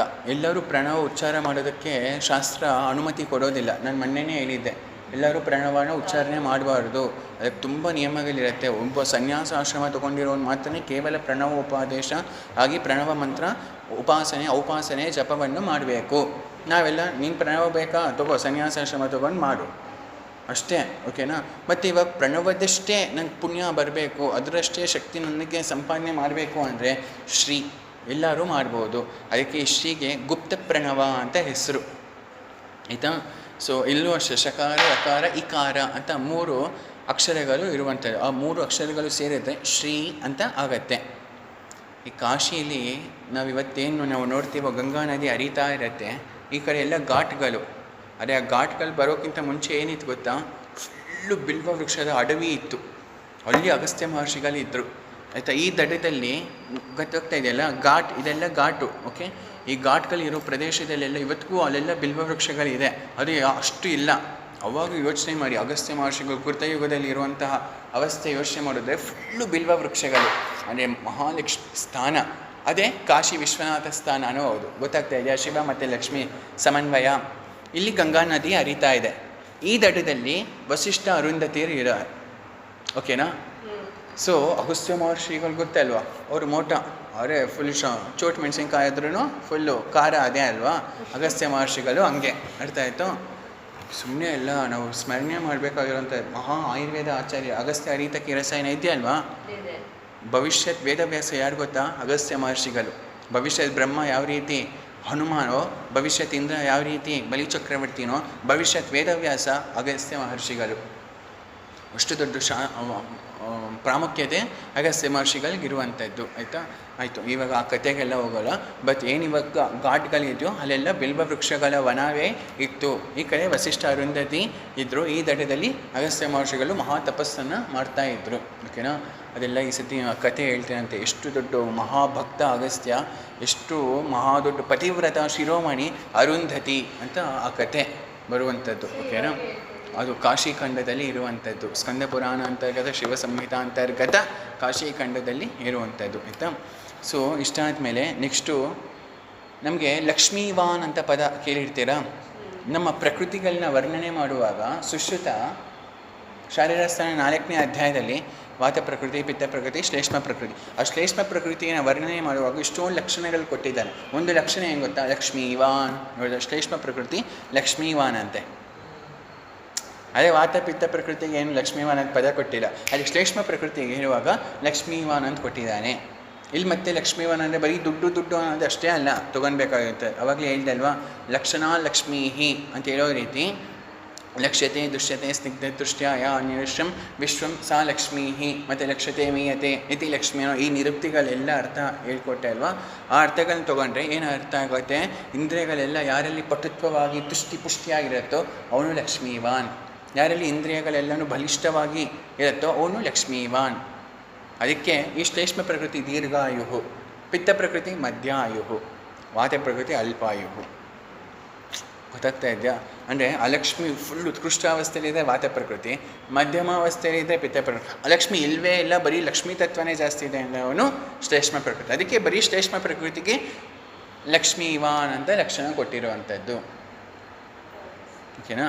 ಇಷ್ಟು ಹೇಳ್ತಾ ನೆಕ್ಸ್ಟು ಬ್ರಾಹ್ಮಿ ಸ್ವರಸ ಗೊತ್ತಲ್ವಾ? ಬ್ರಾಹ್ಮಿ ಸ್ವರಸ ತೊಗೊಳೋದ್ರಿಂದ ಲಕ್ಷ್ಮೀನ ಉತ್ಪತ್ತಿ ಮಾಡುತ್ತೆ ಅಂತ ಸುಶ್ರುತ ರಸಾಯನ ಅಧ್ಯಾಯದಲ್ಲಿ ಹೇಳಿರುವಂಥದ್ದು. ಆಯಿತಾ? ಸೊ ಅದಕ್ಕೆ ಬ್ರಾಹ್ಮಿ ಸ್ವರಸ ಸ್ವೀಕಾರ ಮಾಡೋದ್ರಿಂದ ಅಲಕ್ಷ್ಮೀ ಅಪಕ್ರಾಮತಿ, ಅಲಕ್ಷ್ಮಿ ದೂರ ಹೊರಟೋಗ್ತಾಳೆ ಅಂತೆ, ಲಕ್ಷ್ಮಿ ಅನ್ನೋದು ಉತ್ಪತ್ತಿ ಆಗತ್ತೆ ಅಂತ ಹೇಳಿ. ಮತ್ತು ಆಯುಷ್ಕಾಮ ರಸಾಯನದಲ್ಲಿ ಸುಶ್ರುತ ಆಚಾರ್ಯರು ಏನು ಹೇಳ್ತಾರೆ ಅಂದರೆ, ಯಾರು ದೀರ್ಘಾಯುಷ್ಯವಾಗಿರಬೇಕು, ನಾನು ಹೇಳ್ತೀನಿ, ಯಾರ್ಯಾರು ದೀರ್ಘಾಯುಷ್ಯವಾಗಿರಬೇಕು ಆಯುಷ್ಕಾಮೀಯ ಅವರೆಲ್ಲನೂ ಶ್ರೀ ಸೂಕ್ತಂ ಜಪೇತ. ನೋಡ್ದ? ಶ್ರೀ ಸೂಕ್ತವನ್ನು ಪಾರಾಯಣ ಮಾಡಬೇಕು. ಅಂದರೆ ಋಗ್ವೇದದಲ್ಲಿರುವಂಥ ಶ್ರೀ ಸೂಕ್ತ ಪಾರಾಯಣ ಮಾಡಬೇಕು ಅಂತ ಆಯುರ್ವೇದ ಸಂಹಿತವಾಗಿರುವಂಥ ಸುಶ್ರುತ ಸಂಹಿತ ಹೇಳುತ್ತೆ. ಆ ಶ್ರೀ ಯಾರು? ಇವಾಗ ತಾನೇ ಹೇಳಿದೆ, ಶ್ರೀ ಲಕ್ಷ್ಮಿಗೆ ಇನ್ನೊಂದು ಹೆಸರು ಶ್ರೀ ಅಂತ. ಇವಾಗ ಒಂದು ಸತಿ ಶ್ರೀ ಸೂಕ್ತ ಪಾರಾಯಣ ಕೇಳಿಸ್ಕೊಂತೀರಾ? ವೇದ ಮಂತ್ರ ಶ್ರವಣ ಮಾಡೋದೇ ದೊಡ್ಡ ಪುಣ್ಯ. ಓಕೆನಾ? ಇವಾಗ ಶ್ರೀ ಸೂಕ್ತನೇ ಅರ್ಥ ಮಾಡ್ಕೊಂಡ್ರೆ ಅದೇ ದೊಡ್ಡ ವಿಷಯ ಆಗೋಗುತ್ತೆ. ನಾನು ಅರ್ಥ ಎಲ್ಲ ತಿಳ್ಸೋಕೆ ಹೋಗಲ್ಲ, ಬಟ್ ಬರೀ ಇವಾಗ ಪಾರಾಯಣ ಮಾಡೋಣ ಅಂತ ನೀವೆಲ್ಲ ಶ್ರವಣ ಮಾಡಿ. ಅರ್ಥ ಆಯ್ತಾ? ಶ್ರೀ ಗಣೇಶಾಯ ನಮಃ. ಶ್ರೀ ಗಣೇಶಾಯ ನಮಃ. ಶ್ರೀ ಗುರುಭ್ಯೋ ನಮಃ. ಗುರುಭ್ಯೋ ನಮಃ. ಹಿರಣ್ಯವರ್ಣಾಂ ಹರಿಣೀಂ ಸುವರ್ಣರಜತಸ್ರಜಾಂ ಚಂದ್ರಾಂ ಹಿರಣ್ಮಯೀಂ ಲಕ್ಷ್ಮೀಂ ಜಾತವೇದೋ ಮಹಾವಹ ತಾಮ ಆವಹ ಜಾತವೇದೋ ಲಕ್ಷ್ಮೀಮನಪಗಾಮಿನೀಂ ಯಸ್ಯಾಂ ಹಿರಣ್ಯಂ ವಿಂದೇಯಂ ಗಾಮಶ್ವಂ ಪುರುಷಾನಹಂ ಅಶ್ವಪೂರ್ವಾಂ ರಥಮಧ್ಯಾಂ ಹಸ್ತಿನಾದ ಪ್ರಬೋಧಿನೀಂ ಶ್ರಿಯಂ ದೇವೀಮುಪಹ್ವಯೇ ಶ್ರೀರ್ಮಾ ದೇವಿ ಜುಷತಾಂ ಕಾಂ ಸೋಸ್ಮಿತಾಂ ಹಿರಣ್ಯಃ ಪ್ರಾಕಾರಾಂ ಆರ್ದ್ರಾಂ ಜ್ವಲಂತೀಂ ತೃಪ್ತಾಂ ತರ್ಪಯಂತೀಂ ಪದ್ಮೇ ಸ್ಥಿತಾಂ ಪದ್ಮವರ್ಣಾಂ ತ್ವಾಮಿಯೋಪಹ್ವಯೇ ಶ್ರಿಯಂ ಚಂದ್ರಾಂ ಪ್ರಭಾಸಾಂ ಯಶಸಾ ಜ್ವಲಂತೀಂ ಶ್ರಿಯಂ ಲೋಕೆ ದೇವಜುಷ್ಟಾಮುದಾರಾಂ ತಾಂ ಪದ್ಮಿನೀಮೀಂ ಶರಣಮಹಂ ಪ್ರಪದ್ಯೆ ಅಲಕ್ಷ್ಮೀರ್ಮೇ ನಶ್ಯತಾಂ ತ್ವಾಂ ವೃಣೇ ಆದಿತ್ಯವರ್ಣೇ ತಪಸೋಧಿಜಾತೋ ವನಸ್ಪತಿಸ್ತವ ವೃಕ್ಷೋತ ಬಿಲ್ವಃ ತಸ್ಯ ಫಲಾನಿ ತಪಸಾನುದಂತು ಮಾಯಾಂತರಾಯಾಶ್ಚ ಬಾಹ್ಯಾ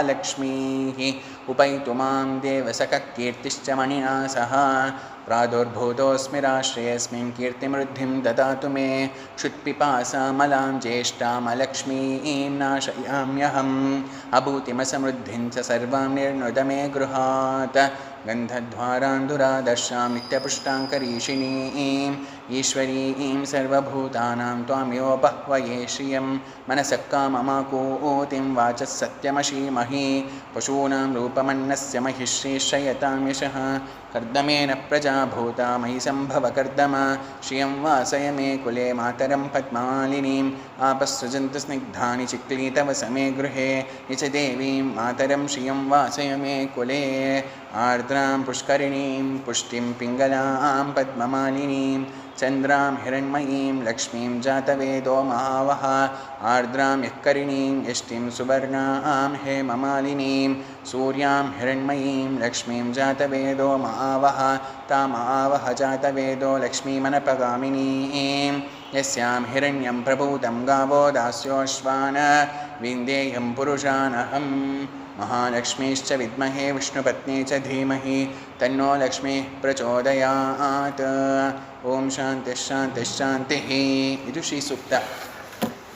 ಇವಾಗ ಬಿಲ್ವ ವೃಕ್ಷಕ್ಕೆ ನಾವು ನೋಡಿದ್ವಿ, ಇಲ್ಲಿ ಬಂತು. ಆ ಬಿಲ್ವಕ್ಕೆ ಇನ್ನೊಂದು ಹೆಸರೇನು ಹೇಳಿ? ಶ್ರೀಫಲ. ಹೌದಾ? ಇವಾಗ ತಾನೇ ನಾವು ನೋಡಿದ್ದೀವಿ. ಶ್ರೀ ಅಂದ್ರೇನು? ಲಕ್ಷ್ಮಿ. ಲಕ್ಷ್ಮೀ ಫಲ. ತಸ್ಯ ಫಲಾನಿ ತಪಸಾನುದಂತು ಮಾಯಾಂತ ಬಾಹ್ಯ ಅಲಕ್ಷ್ಮೀ. ಆ ಫಲಾನ ಮುಟ್ಟಿದ್ರು, ದರ್ಶನ ಮಾಡಿದ್ರು, ಸ್ಮರಣೆ ಮಾಡಿದ್ರು ಕೂಡ ಬಾಹ್ಯ ಅಲಕ್ಷ್ಮೀ, ಅಲಕ್ಷ್ಮಿ ದೂರ ಹೊರಟೋಗ್ತಾಳಂತೆ. ಅದಕ್ಕೆ ಶ್ರೀಫಲ ಅಂತ ಹೆಸರು. ಗೊತ್ತಾಗ್ತಾ ಇದೆಯಾ? ಲಕ್ಷ್ಮಿಗೆ ಎಷ್ಟು ದೊಡ್ಡ ಪ್ರಾಶಸ್ತ್ಯ ಕೊಟ್ಟಿರುವಂಥದ್ದು. ಓಕೆನಾ? ಹಿಂಗೆಲ್ಲ ಎಷ್ಟೊಂದಿದೆ, ಇನ್ನು ಪರಿಶಿಷ್ಟ ಮಂತ್ರಗಳೆಲ್ಲನೂ ಇರುವಂಥದ್ದು. ಆಯಿತಾ? ಉದಾಹರಣೆಗೆ ನೋಡಬೇಕು ಅಂದರೆ ನಕ್ರೋಧೋ ನ ಚ ಮಾತ್ಸರ್ಯಂ ನ ಲೋಭೋ ನಾಶುಭಾಮತಿ ಭವಂತಿ ಕೃತಪುಣ್ಯಾನಾಂ ಭಕ್ತಾನಾಂ ಶ್ರೀಸೂಕ್ತಂ ಜಪೇತ್ ಸದಾ. ಯಾರು ಶ್ರೀಸೂಕ್ತವನ್ನು ಭಕ್ತಿಯಿಂದ ಪಠನ ಮಾಡ್ತಾರೋ, ಶ್ರವಣ ಮಾಡ್ತಾರೋ ಅವ್ರಿಗೆ ನಕ್ರೋಧೋ, ಕೋಪ ಬರೋದಿಲ್ವಂತೆ. ನ ಲೋಭೋ, ಲೋಭ ಬರೋದಿಲ್ಲ. ನ ಮಾತ್ಸರ್ಯಂ. ಮತ್ತು ಅಲಕ್ಷ್ಮಿ ಅಂದರೆ ಏನಪ್ಪ ಅಂದರೆ ನೋಡಿ, ಅಲ್ಲೇ ಹೇಳ್ತಾರೆ ಕ್ಷುತ್ಪಿಪಾಸ ಮಲಾಂ ಜ್ಯೇಷ್ಠಾಂ ಅಲಕ್ಷ್ಮೀಂ ನಾಶಯಾಮ್ಯಹಂ. ಈಗ ಹೊಟ್ಟೆ ಹಸ್ವು, ಪಿಪಾಸ, ಕೋಪ, ಮದ, ಮಾತ್ಸರ್ಯ ಇದೆ ಅಲಕ್ಷ್ಮಿ. ಓಕೆನಾ? ಇದೆಲ್ದಿರ ಯಾವಾಗಲೂ ಖುಷಿಯಾಗಿ ಆನಂದವಾಗಿರುವಂಥದ್ದೇ ಲಕ್ಷ್ಮಿ. ಹೌದಾ ಅಲ್ವಾ? ಎಷ್ಟು ದುಡ್ಡಿದ್ರು ಇನ್ನೂ ಬೇಕು ಬೇಕು ಅಂತಿದ್ರೆ ಅದೇನು ಅದಕ್ಕಿಂತ ದೊಡ್ಡ ಅಲಕ್ಷ್ಮಿ ಇದೆಯಾ? ಸೊ ಇವಾಗ ದುಡ್ಡುನೇ ಲಕ್ಷ್ಮಿ ಅಲ್ಲ, ಅದು ಅಲ್ವೇ ಅಲ್ಲ ಅಂತಲ್ಲ. ನಮ್ಮಲ್ಲಿರುವಂತಹ ಮಾನಸಿಕ ಅವಸ್ಥೆ, ಸದ್ಗುಣ, ಸಾತ್ವಿಕ ಗುಣವೇ ಲಕ್ಷ್ಮಿ, ಇಂದ್ರಿಯ ಆರೋಗ್ಯವೇ ಲಕ್ಷ್ಮಿ. ಓಕೆನಾ? ಇದೇ ತತ್ವಗಳನ್ನೇ ಈ ವೇದ ಮಂತ್ರಗಳೆಲ್ಲನೂ ಹೇಳ್ತಾ ಇರುವಂಥದ್ದು ಅಂತ ಹೇಳ್ತಾ, ನೆಕ್ಸ್ಟು ಅಂದರೆ ಇವಾಗ ನಾನು ಪಾರಾಯಣ ಮಾಡಿದೆ ಅಲ್ವ ಶ್ರೀ ಸೂಕ್ತ, ಇದನ್ನು ಮಾಡಬೇಕು ಅಂತ ಯಾರು ಹೇಳ್ತಾ ಇದ್ದಾರೆ? ಸುಶ್ರುತಾಚಾರ್ಯರು ಹೇಳ್ತಾ ಇರುವಂಥದ್ದು. ಇದನ್ನು ಪಾರಾಯಣ ಮಾಡಿದ್ರೆ ಆಯುಷ್ಕಾಮ, ಫುಲ್ ದೀರ್ಘಾಯುಷ್ಯವಾಗಿ ಇರ್ತೀವಿ, ಆರೋಗ್ಯವಾಗಿ ಇರ್ತೀವಿ ಅಂತ ಸುಶ್ರುತ ರಸಾಯನ ಅಧ್ಯಾಯದಲ್ಲಿ ಹೇಳ್ತಾ ಇರುವಂಥದ್ದು. ಓಕೆನಾ? ನೆಕ್ಸ್ಟು ಕಲ್ಯಾಣಕ ಘೃತ ಎಲ್ಲರಿಗೂ ಗೊತ್ತು, ಉನ್ಮಾದದಲ್ಲಿ ನೋಡಿ. ಆವಾಗಲೇ ಸಿದ್ಧಾರ್ಥಕ ಸರ್ಪಿಯಲ್ಲಿ ಉನ್ಮಾದದೆ, ಯಾಕೆಂದರೆ ಅಲಕ್ಷ್ಮಿಯೇ ಒಂದು ರೂಪ ತೊಗೊಂಡ್ರೆ ಅದು ಉನ್ಮಾದ. ಅದಕ್ಕೆ ಇವಾಗ ಪಂಚಗವ್ಯ ಘೃತ, ಅರ್ಥ ಆಯ್ತಾ, ಶಿವಗುಟಿಕ, ಇದೆಲ್ಲವೂ ಉನ್ಮಾದದಲ್ಲಿ ಹೇಳಿರುವಂಥದ್ದು. ಇದೆಲ್ಲವೂ ಲಕ್ಷ್ಮೀ ತತ್ವ. ಯಾಕೆಂದರೆ ಅಲಕ್ಷ್ಮಿ ದೂರ ಮಾಡಬೇಕು, ಬಾಹ್ಯ ಲಕ್ಷ್ಮೀ ಅಂದರೆ ಲಕ್ಷ್ಮಿನೇ ಬರಬೇಕು. ಓಕೆನಾ? ಅದಕ್ಕೆ ಒಂದು ಕಥೆ ಕೂಡ ಇದೆ. ಏನಪ್ಪ ಅಂದರೆ, ಒಬ್ಬ ಮಹಾಭಕ್ತ ಇರ್ತಾನೆ. ಓಕೆ? ಲಕ್ಷ್ಮಿ ಅಲಕ್ಷ್ಮಿ ಇಬ್ಬರೂ ದೇವತೆಗಳೇ. ಓಕೆನಾ? ನಮ್ಮ ಪಾಪಕರ್ಮಗಳನ್ನು ಮತ್ತು ನಮ್ಮ ಪುಣ್ಯಕರ್ಮಗಳ ಮೇಲೆ ಲಕ್ಷ್ಮಿನ ಅಲಕ್ಷ್ಮಿನ ಇಬ್ಬರೂ ಬರುವಂಥ, ಇಬ್ಬರೂ ಕ್ಷೀರ ಸಮುದ್ರದಿಂದನೇ ಬಂದಿರೋವಂಥ, ಇಬ್ಬರೂ ಜಗನ್ಮಾತೇನೆ, ಅವರೇನು ಕೆಟ್ಟವಳು ಅಂತಲ್ಲ. ಇವಾಗ ಒಂದು ಕಾನ್ಸೆಪ್ಟ್ ಇದೆ. ಒಬ್ಬ ಮಹಾಭಕ್ತಿನ ಹತ್ರ ಬಂದು ಇವಾಗ ಇಬ್ಬರು ಲಕ್ಷ್ಮಿ ಅಲಕ್ಷ್ಮಿ ಇಬ್ಬರು ಪ್ರತ್ಯಕ್ಷ ಆಗ್ತಾರಂತೆ. ನಿನಗೆ ಯಾರು ಬೇಕು ಅಂತ ಕೇಳ್ತಾರಂತೆ. ಇವನು ಯಾರು ಒಂದು ಹೇಳೋಕ್ಕೆ ಡೈರೆಕ್ಟಾಗಿ ಹೇಳೋಕ್ಕಾಗಲ್ಲ. ಒಬ್ಬರು ಕೋಪ ಬರುತ್ತೆ, ಡೆಫಿನೆಟ್ಲಿ ಲಕ್ಷ್ಮೀನೇ ಅಂತ ಹೇಳೋವಂಥದ್ದು. ಆಯಿತಾ? ಅಮ್ಮ ನಿಮ್ಮಿಬ್ಬರಲ್ಲಿ ಯಾರು ಚೆನ್ನಾಗಿರ್ತೀರೋ ನಾನು ಅವ್ರನ್ನೇ ಸ್ವೀಕಾರ ಮಾಡ್ತೀನಮ್ಮ. ಓಕೆ, ನಮ್ಮಿಬ್ಬರು ಚೆನ್ನಾಗಿದ್ದೀವಿ ಅಂತ ಹೆಂಗೆ ಪರೀಕ್ಷೆ ಮಾಡ್ತೀಯಾ? ಅಮ್ಮ ಒಂದು ಕೆಲಸ ಮಾಡೋಣ, ನಾನು ಇಬ್ಬರೂ ನೋಡಬೇಕಲ್ವಾ, ಒಂದು ಕೆಲಸ ಮಾಡಮ್ಮ. ಅಮ್ಮ ಅಲಕ್ಷ್ಮಿಗೆ ಇನ್ನೊಂದು ಹೆಸರು ಜ್ಯೇಷ್ಠ ಅಂತ, ಜ್ಯೇಷ್ಠಾದೇವಿ, ಇವಳನ್ನ ಅಲಕ್ಷ್ಮಿ ಅಂತ ಕರಿತೀವಿ. ಅದಕ್ಕೆ ಅಶ್ವತ್ಥ ವೃಕ್ಷ ಇರುತ್ತೆ ಅಲ್ವಾ, ಅರಳಿ ಮರ, ಅದನ್ನು ಯಾವಾಗಲೂ ಮುಟ್ಟಬಾರ್ದು.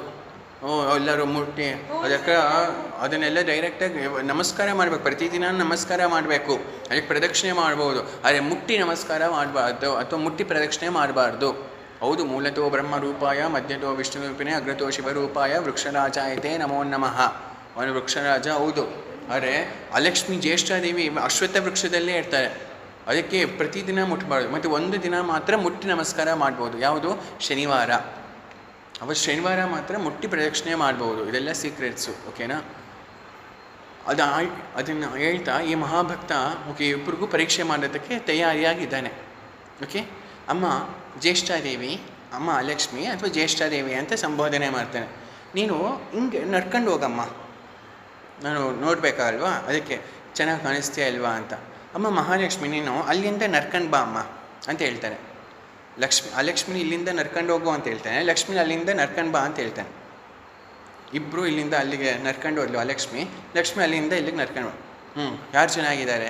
ಅಮ್ಮ ನಾನು ನೋಡಿದ್ದೇನು ಅಂದರೆ ಲಕ್ಷ್ಮೀದೇವಿ ನಡ್ಕೊಂಡು ಬರ್ತಾ ಇದ್ದರೆ ಸಖತ್ತಾಗಿ ಕಾಣಿಸ್ತಾಳೆ, ನೀನು ನಡ್ಕೊಂಡು ಹೋಗ್ತಾ ಇದ್ದರೆ ಚೆನ್ನಾಗಿ ಕಾಣಿಸ್ತೀಯ, ಅದಕ್ಕೆ ನಂಗೆ ಲಕ್ಷ್ಮಿ ನಡ್ಕೊಂಡು ಬರ್ತಾ ಇರಲಿ, ಆ ಲಕ್ಷ್ಮಿ ನೀನು ನಡ್ಕೊಂಡು ಹೋಗ್ತಾ ಇರು ಅಂತ ಹೇಳ್ತಾರೆ.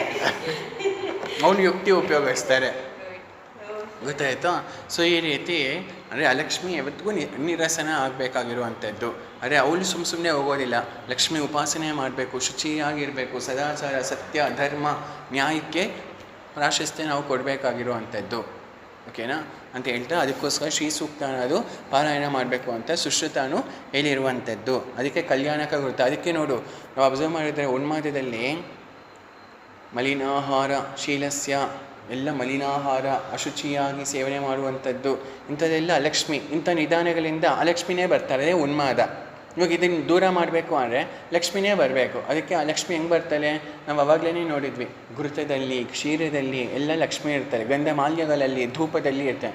ಇವಾಗ ಇಷ್ಟು ಚಿಕಿತ್ಸೆ ಅಲ್ಲಿದೆ, ಉನ್ಮಾದದಲ್ಲಿ ಇದೆ.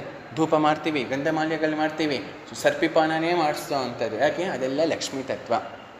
ಈ ಲಕ್ಷ್ಮಿ ಹಾಕಿದ ತಕ್ಷಣ ಲಕ್ಷ್ಮಿ ಹೋಗ್ತಾಳೆ. ಇದು ಸೀಕ್ರೆಟ್, ಇದು ಆಯುರ್ವೇದ. ಓಕೆನಾ?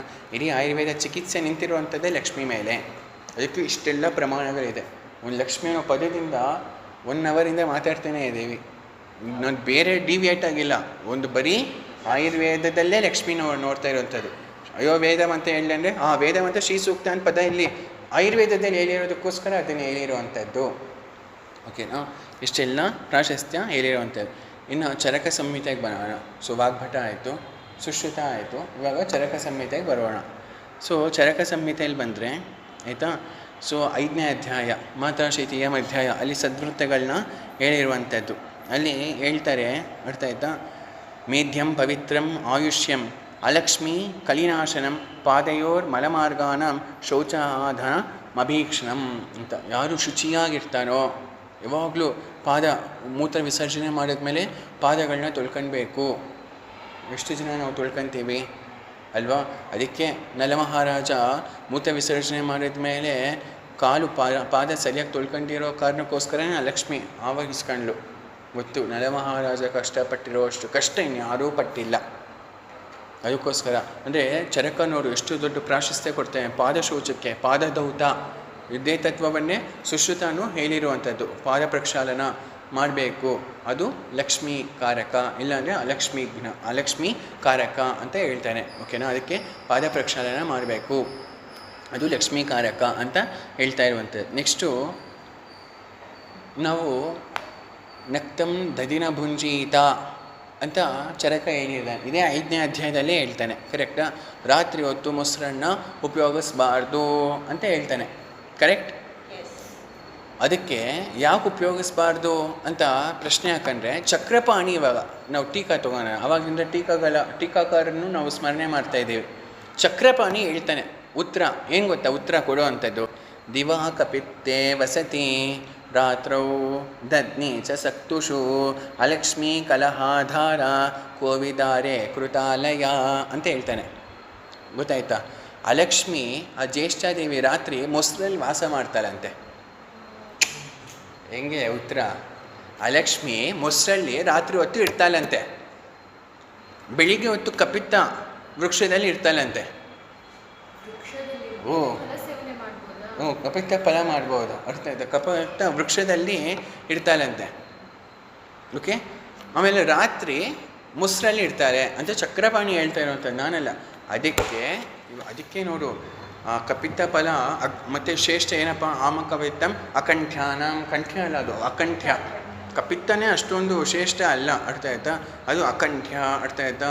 ಅದರಲ್ಲಿ ಎಷ್ಟೊಂದು ಕ್ರಿಮಿಗಳು ಇರುವಂಥದ್ದು, ತುಂಬ ಆಮ್ಲ ಇರುವಂಥದ್ದು, ಮತ್ತು ರಕ್ತ ದೃಷ್ಟಿ ಮಾಡುವಂಥದ್ದು, ಇದೆಲ್ಲನೂ ಮಾಡುವಂಥದ್ದು ಕಪಿತ್ತ. ಇವಾಗ ನೋಡಿ, ರಾತ್ರಿ ಅಲಕ್ಷ್ಮಿ ಮೊಸರಲ್ಲಿ ಇರೋದಕ್ಕೋಸ್ಕರ ಇವಾಗ ನಾನೇನಾದರೂ ಲೌಲ್ಯದಿಂದ ಅದೇ ಪದನೇ ಉಪಯೋಗಿಸಿರುವಂಥ ಚರಕ, ಲೌಲ್ಯಾತ್ ದಧಿಪ್ರಿಯ, ಆ ದಧಿಪ್ರಿಯ ಅದು ಬಿಟ್ಟಿರೋದಕ್ಕೆ ಆಗಲ್ಲ ಅಂತ ಅಷ್ಟು ಹುಚ್ಚರು ಇರ್ತಾರೆ ಮೊಸರು ಅಂದರೆ. ಅಥವಾ ರಾತ್ರಿ ಕೂಡ ಆ ಪ್ರಿಯದಿಂದ ತೊಗೊಂಡ್ರೆ, ಲೌಲ್ಯದಿಂದ ತಗೋ, ಜ್ವರ, ಅಸುಕು, ರಕ್ತಪಿತ್ತ ಎಲ್ಲನೂ ಬರುತ್ತೆ, ಕಾಮಲ ಘೋರಾಂಗಾದಿ ಬರುವಂಥ. ಅಂದರೆ ಅಲಕ್ಷ್ಮಿ ಇರುವಂಥ ವಾಸನೆ ನೀನು ತೊಗೊಂಡ್ರೆ ನಿನ್ನ ಶರೀರ ಏನಾಯಿತು, ಅಲಕ್ಷ್ಮಿ ಸ್ಥಾನ ಆಯಿತು. ಅಲಕ್ಷ್ಮಿ ಸ್ಥಾನ ಅಂದೇನು, ರೋಗಸ್ಥಾನ. ಅದು ಯಾವ್ದು ರೋಗಗಳು ಅಂದರೆ ಜ್ವರ, ರಕ್ತಪಿತ್ತ, ಇದೇ ರೋಗಗಳು. ಗೊತ್ತಾಗ್ತಾ ಇದೆಯಾ? ಅದಕ್ಕೆ ವಿಶೇಷವಾಗಿ ಇದು ಲಕ್ಷ್ಮೀ ತತ್ವ. ಹಿಂಗೆಲ್ಲ ಅರ್ಥ ಮಾಡ್ಕೊಳ್ಬೇಕು. ಒಂದೊಂದು ಶ್ಲೋಕ ಪ್ರಕಾರ ಅರ್ಥ ಆಯಿತು, ಅವಾಗ ಕ್ಲಾರಿಟಿ ಬರುತ್ತೆ, ಓ ಇದು ಲಕ್ಷ್ಮಿ ಅಂತ. ಅದಕ್ಕೆ ಒಂದೊಂದು ಪ್ರಮಾಣವನ್ನು ಸ್ವೀಕಾರ ಮಾಡಿ ಪಾಠ ಆಗ್ತಾ ಇರುವಂಥದ್ದು. ಆಯಿತಾ? ಇಷ್ಟು ಹೇಳ್ತಾ ಇನ್ನೆಲ್ಲ ಗೋಘೃತದಲ್ಲಿ ಇರ್ತಾರೆ ಲಕ್ಷ್ಮಿ, ಇಂದ್ರೋಕ್ತ ರಸಾಯನದಲ್ಲಿ ಹೇಳಿರುವಂಥದ್ದು, ಕಲ್ಯಾಣಕ ಘೃತ, ಸಿದ್ಧಾರ್ಥಕ ಅಗದ, ಮಹಾಪಂಚಗವ್ಯ ಘೃತನೂ ಅಷ್ಟೇ ಯಾವಾಗಲೇ ಹೇಳಿದೆ. ಅಂದರೆ ಗೊತ್ತಾಯ್ತಲ್ವಾ, ಅಲಕ್ಷ್ಮೀದೇ ಪಕ್ಕಾ ರೋಗ ಯಾವುದು ಅಂದರೆ ಉನ್ಮಾದ. ಅದಕ್ಕೆ ಫುಲ್ಲು ಘೃತಪಾನಗಳೇ ಹೇಳಿರುವಂಥದ್ದು, ಯಾಕೆಂದರೆ ಅದು ಫುಲ್ಲು ಲಕ್ಷ್ಮೀ ತತ್ವ. ಸೊ ಯುದ್ಧ ಚಿಕಿತ್ಸೆ ಬಂದುಬಿಟ್ಟು ಲಕ್ಷ್ಮಿ, ರೋಗ ಬಂದುಬಿಟ್ಟು ಅಲಕ್ಷ್ಮಿ. ಅಲಕ್ಷ್ಮಿ ಮತ್ತು ಲಕ್ಷ್ಮಿಯ ಯುದ್ಧವೇ ಚಿಕಿತ್ಸಾ. ಅಲಕ್ಷ್ಮಿಯೇ ಪ್ರಧಾನವಾಗಿದ್ದರೆ ಅದು ರೋಗ ಗೆಲ್ಲತ್ತೆ. ನಮ್ಮಲ್ಲಿ ವೈದ್ಯಂಗ ದಕ್ಷತೆ, ಶೌಚ, ಧರ್ಮ, ನಿಯಮ, ಶಾಸ್ತ್ರ, ಅನುಷ್ಠಾನ, ಔಪಾಸನ ಅನ್ನೋದಿಲ್ಲ ಅಂದರೆ ಡೆಫಿನೆಟ್ಲಿ ನಾವು ಸೋತೋಗ್ತೇವೆ. ಅಂದರೆ ರೋಗಗಳನ್ನ ನಿವಾರಣೆ ಮಾಡೋದಕ್ಕೆ ಆಗೋದಿಲ್ಲ. ಅದಕ್ಕೆ ನಾವು ಚೆನ್ನಾಗಿ ಔಪಾಸನರಾಗಿ, ಭಕ್ತಿಮಂತರಾಗಿ, ಶೀಲವಾನ್ ಮತಿಮಾನ್ಯುಕ್ತೋ ದ್ವಿಜಾದಿ ಶಾಸ್ತ್ರಪಾರಗ ಪ್ರಾಣಿಭಿರ್ಗುರುವತ್ಯುಕ್ತ ಪ್ರಾಣಾಚಾರ್ಯಸ್ಸ ಸ್ಮೃತಃ ಅಂತ ಚರಕ ಹೇಳ್ತಾನಲ್ವ. ನಾವು ಪ್ರಾಣಾಚಾರ್ಯರಾಗಿ ಇರಬೇಕಾಗಿರುವಂಥದ್ದು. ಚೆನ್ನಾಗಿ ಅಶ್ವಿನಿ ದೇವತೆಗಳು, ಧನ್ವಂತರಿ, ಎಲ್ಲ ದೇವತೆಗಳ ಉಪಾಸನೆಯನ್ನು ಮಾಡಿ ಇರಬೇಕಾಗಿರುವಂಥದ್ದು. ಓಕೆ ಅಂತ ಹೇಳ್ತಾ ಅದಾದಮೇಲೆ ನೋಡಿ ಹೇಳ್ತಾರೆ, ಲಕ್ಷ್ಮೀಶ್ಚ ತತ್ರ ಭಜತೆ ಯತ್ರ ಮಹಾಗಂಧ ಅಸ್ತಿ. ಮಹಾಗಂಧ ಅಸ್ತಿ ಅಗದ ಅಂತ ಒಂದು ಅಗದ ಇದೆ. ಎಲ್ಲಿ ಮಹಾಗಂಧ ಅಸ್ತಿ ಅಗದ ಇರುತ್ತೋ ಅಲ್ಲಿ ಲಕ್ಷ್ಮಿ ಇದ್ದೇ ಇರ್ತಾರಂತೆ. ಇದೇ ಥರ ನಾವು ನೋಡಿದ್ವಿ ಭೈಷಜ್ಯ ರತ್ನಾವಳಿಗೆ ಹೋದರೆ ಎಲ್ಲಿ ಶ್ರೀ ಗೋಪಾಲ ತೈಲ ಇರುತ್ತೋ ಅಲ್ಲಿ ನೋಡಿ ಆ ಹೆಸರೇ ಶ್ರೀ ಗೋಪಾಲ ತೈಲ, ಶ್ರೀ ಅಂತಿದೆ. ಅರ್ಥ ಆಯ್ತಾ?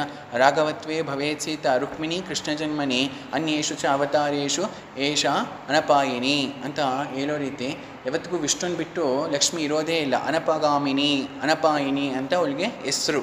ಓಕೆನಾ? ಅದೇ ರೀತಿ ಇವಾಗ ಗೋಪಾಲ ಇದ್ದಾನೆ, ಶ್ರೀ ಇದ್ದೇ ಇರ್ತಾರೆ. ಅದಕ್ಕೆ ಶ್ರೀ ಗೋಪಾಲ ತೈಲ. ಇದು ಗೋವಿಂದಾಸನ್ನು ನಾಮಕರಣ ಮಾಡೋದ್ರಲ್ಲಿ ಡೈರೆಕ್ಟಾಗಿ ಗೋಪಾಲ ತೈಲ ಅಂತ ಹೇಳ್ಬೋದಾಗಿತ್ತಲ್ವ, ಅದೇ ಆ ರೀತಿ ಮಾಡಲಿಲ್ಲ. ಶ್ರೀ ಗೋಪಾಲ ತೈಲ, ಅಲ್ಲಿ ಶ್ರೀ ಲಕ್ಷ್ಮಿ ಅಂದರೆ ಲಕ್ಷ್ಮೀ ಗೋಪಾಲ ತೈಲ ಅಂತ ಅರ್ಥ. ಮತ್ತು ಲಕ್ಷ್ಮಿಯಲ್ಲೇ ನಾವು ದ್ರವ್ಯಗಳನ್ನ ನೋಡಿದ್ವಿ, ಒಂದು ಔಷಧ ಯೋಗಗಳನ್ನೇ ನೋಡಿದ್ರೆ ಲಕ್ಷ್ಮೀ ವಿಲಾಸರಸ. ಯಾಕೆ ಲಕ್ಷ್ಮೀ ಪದ ಉಪಯೋಗಿಸಿದ್ದಾರೆ? ಲಕ್ಷ್ಮೀನಾರಾಯಣ ತೈಲ, ನಮಗೆ ನಾರಾಯಣ ತೈಲ ಗೊತ್ತು, ಲಕ್ಷ್ಮೀನಾರಾಯಣ ತೈಲ ಅಂತಲೂ ಇದೆ. ಎಲ್ಲಿದೆ? ಯೋಗ ರತ್ನಾಕರ ಸಂಹಿತೆಯಲ್ಲಿದೆ.